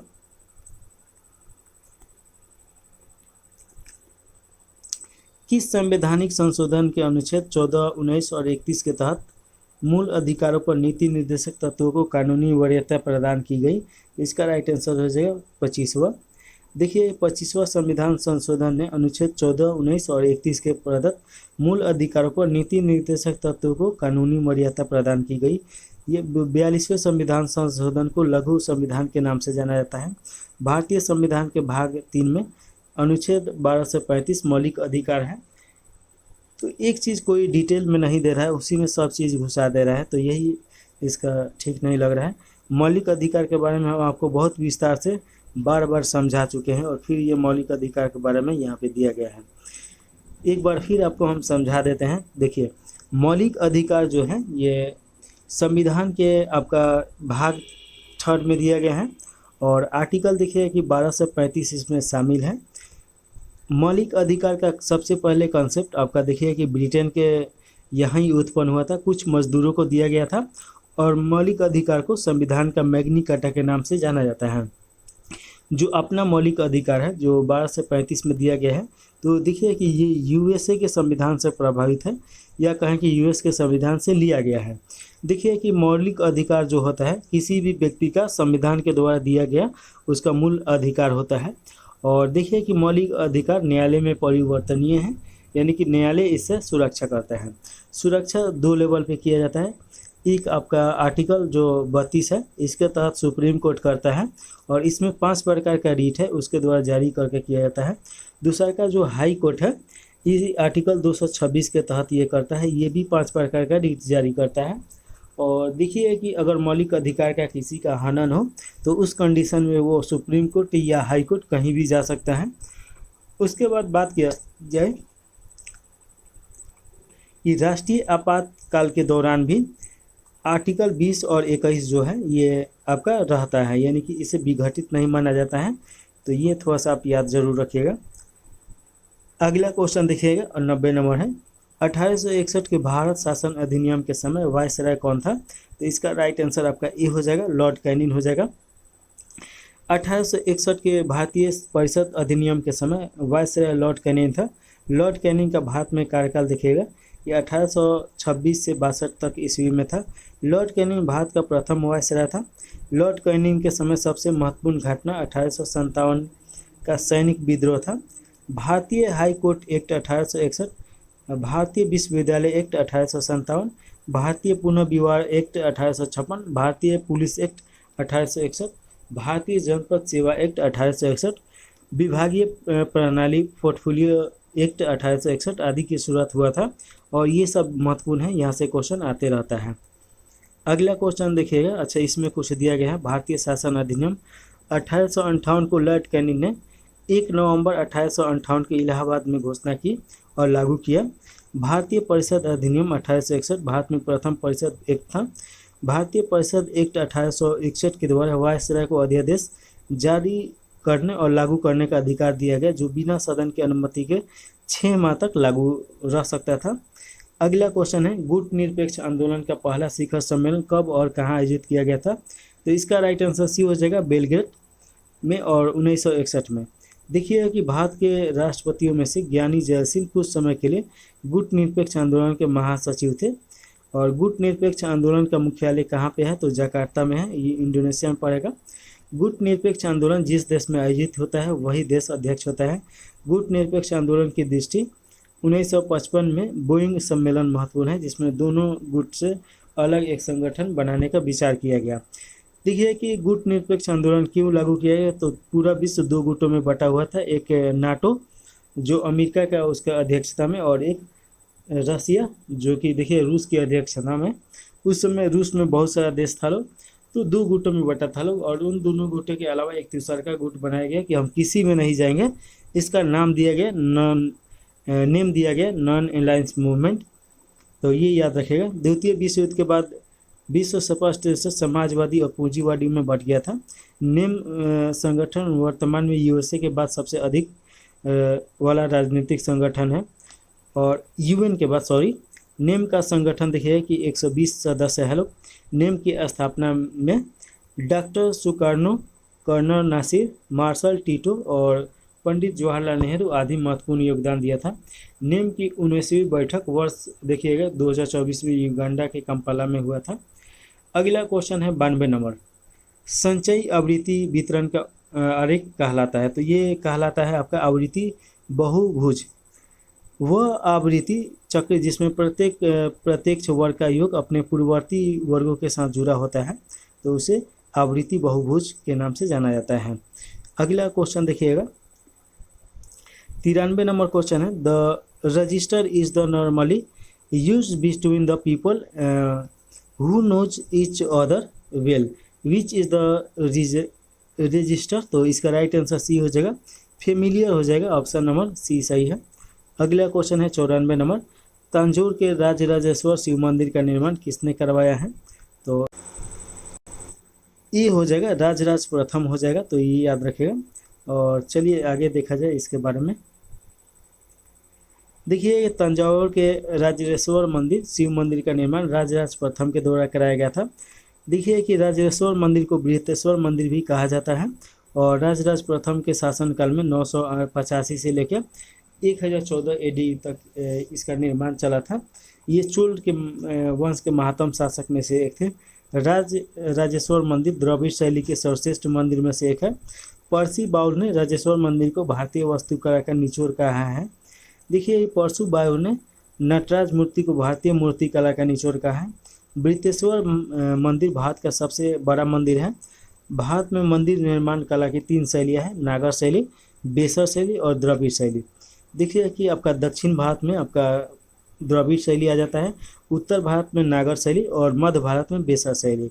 विजयलाल चोल वंश के संस्थापक थे। और राजेंद्र चोल के समय चोल वंश अपने चरम अवस्था पे चला गया था। चोलों का पांड्यों के शासनकाल में नागरिक और सैन्य परवेलार अर्थात धनी किसान होते थे। चोल शासकों का राजकीय चिन्ह बाघ था और दक्षिण भारत के प्रमुख देवता मुर्गन थे। तो ये आप याद रखिएगा। अगला क्वेश्चन 95 नंबर है, आधुनिक साहित्य की प्रवृत्तियाँ नामक आलोचनात्मक पुस्तक के लेखक कौन है? तो राइट आंसर बी हो जाएगा, नामवर सिंह हो जाएंगे। अगला क्वेश्चन है 96 नंबर, एक लंबे सीधे तार की त्रिज्या ए है। यदि इसमें नियत धारा I प्रवाहित हो रही है तो धारा अनुप्रस्थ परिच्छेद के पारित समान परित्रित A/2 है तथा 2 × A पर चुंबकीय क्षेत्रों का अनुपात क्या होगा। तो इसका राइट आंसर आपका 4:1 हो जाएगा। यहाँ पे आप देखिए अच्छी तरीक़ा से बना दिया गया है। चलिए अगला हम लोग क्वेश्चन देखेंगे लोग। 97 नंबर, रेडियो सक्रियता तत्व का विघटन 2.31 × 10⁻19 ईयर्स है। तो इसका अर्ध आयु काल लगभग कितना हो जाएगा। तो अर्ध आयु काल जब निकालिएगा तो 3 × 10⁻18 ईयर्स हो जाएगा। ऑप्शन नंबर बी सही है। और इसे देखिए कि यहाँ पे बना दिया गया है अर्ध आयु, इसका सूत्र भी यहाँ पे दिया गया है, तो ये जरूर आप याद रखेगा। रेडियो सक्रियता पदार्थ ये अल्फा बीटा गामा किरणों का उत्सर्जन करता है। अस्थायी नाभिक अस्थायी प्राप्त करने के लिए अल्फा बीटा गामा किरणों का उत्सर्जन करता है। अगला क्वेश्चन है 98 नंबर, यदि देश के भुगतान शेष में एकोमोडेटिव पूंजी शून्य है तो क्या होगा। तो इस कंडीशन में भुगतान शेष में संतुलित होगा। तो ये देखिए भुगतान शेष में संतुलन होगा। तो ऑप्शन नंबर ए सही हो जाएगा। इसके बारे में थोड़ा सा देखिए कि भुगतान संतुलन किसी भी अर्थव्यवस्था के लिए अच्छा माना जाता है। यदि कोई देश निर्यात अधिक हो आयात कम हो तो भुगतान अनुकूलन कहा जाता है। भुगतान शेष में असंतुलन के कारण दीर्घकालीन आधारभूत असंतुलन है। तकनीकी परिवर्तन और प्रतियोगिता, मौसमी उतार चढ़ाव एवं व्यापार में आकस्मिक परिवर्तन, स्फीति दबाव, आर्थिक विकास की अवस्था। और देखिए कि राष्ट्रीय आय में वृद्धि, उधार लेने देने का ऋण, भुगतान शेष में असंतुलन ठीक करने के उपाय, अवमूलन और विनिमय ह्रास, ये सब आपका आ जाएगा। भारत का भुगतान संतुलन प्रतिकूल है, अनुकूल नहीं है। अल्पकालीन विकसित देशों का भुगतान संतुलन प्रतिकूल होता है। देखिएगा कि अगला जो हम लोग का क्वेश्चन है 99 नंबर, किस वर्ष तक के लिए लोकसभा के निर्वाचन क्षेत्रों में परिसीमन की प्रक्रिया को स्थगित कर दिया गया है। तो राइट आंसर ए हो जाएगा। 2026 तक इतना ही रहेगा परिसीमन। देखिए कि 2001 में 84वां संविधान संशोधन द्वारा यह प्रस्ताव किया गया कि लोकसभा और राज्य विधानसभा सीटों के पुनः निर्धारण 25 वर्ष के लिए यानी कि 2026 तक पाबंदी बढ़ाई गई। और इसी के बारे में दिया गया है कि कितना सीट है, क्या सीट है। तो जो हम लोग हर में पढ़ते हैं लोग, हर टेस्ट में वही चीज़ हम लोग देखते हैं लोग, इसमें कुछ स्पेशल नहीं है। अगला क्वेश्चन देखिएगा कि 100वां नंबर क्वेश्चन है, उत्तरी स्वप्न परी हरित क्रांति किस विद्या की रचना है। तो इसका राइट आंसर आपका डी सही है, रिपोर्ताज हो जाएगा। और देखिए कि उत्तरी स्वर्ण परी हरित क्रांति फरींद्रनाथ रेणु जी की रिपोर्ताज है। तो ये आप याद रखेगा, फरींद्रनाथ रेणु की रचनाएं हैं। और ये आप याद नहीं भी रखिएगा तो काम चल जाएगा। मैलाचल, परितकथा, दीर्घ तपा, कितने चौराहे, कलंक मुक्ति, पलटू बाबू रोड। कहानी संग्रह में देखिए ठुमरी, अग्निखोर, एक आदिम रात्रि का महक, अच्छे आदमी, ये सब उनकी रचना है। तो देखिए कि यहीं पे ये टेस्ट समाप्त हो रहा है। आपका 18वां टेस्ट है, इसके बाद 19वां टेस्ट आएगा। तो इस चैनल को लाइक और सब्सक्राइब कर दीजिए। देखिए कि मैथ हम यहाँ पे नहीं पढ़ा है। मैथ नहीं पढ़ाने का कारण है कि इसमें एक तो अच्छा तरीक़ा से इसका ब्रीफ कर दिया गया है, तो ये कारण है। उसके बाद है कि मैथ मैं शुरू से पढ़ाना चाह रहा हूँ और शुरू से पढ़ाया जाएगा तो तुरंत स्टार्ट किया जाएगा। मैथ आपका बिहार पुलिस में उतना ज़्यादा पूछता नहीं है, 4-5 ही क्वेश्चन मैथ का पूछता है। तो ये तो जिसका मैथ आपका है तो वो आसानी से बना लेगा, लेकिन 1 महीने में मैथ आपको समझा भी नहीं पाएंगे। और टेस्ट के सीरीज़ तो और नहीं, इसीलिए मैथ पे उतना हम फोकस नहीं करते हैं। तो इस प्रकार इसे यहीं पे समाप्त कर दिया जाए। कोई भी आपका सुझाव देना हो तो कमेंट बॉक्स में कमेंट ज़रूर कर सकते हैं। जय हिंद, जय भारत, जय बिहार।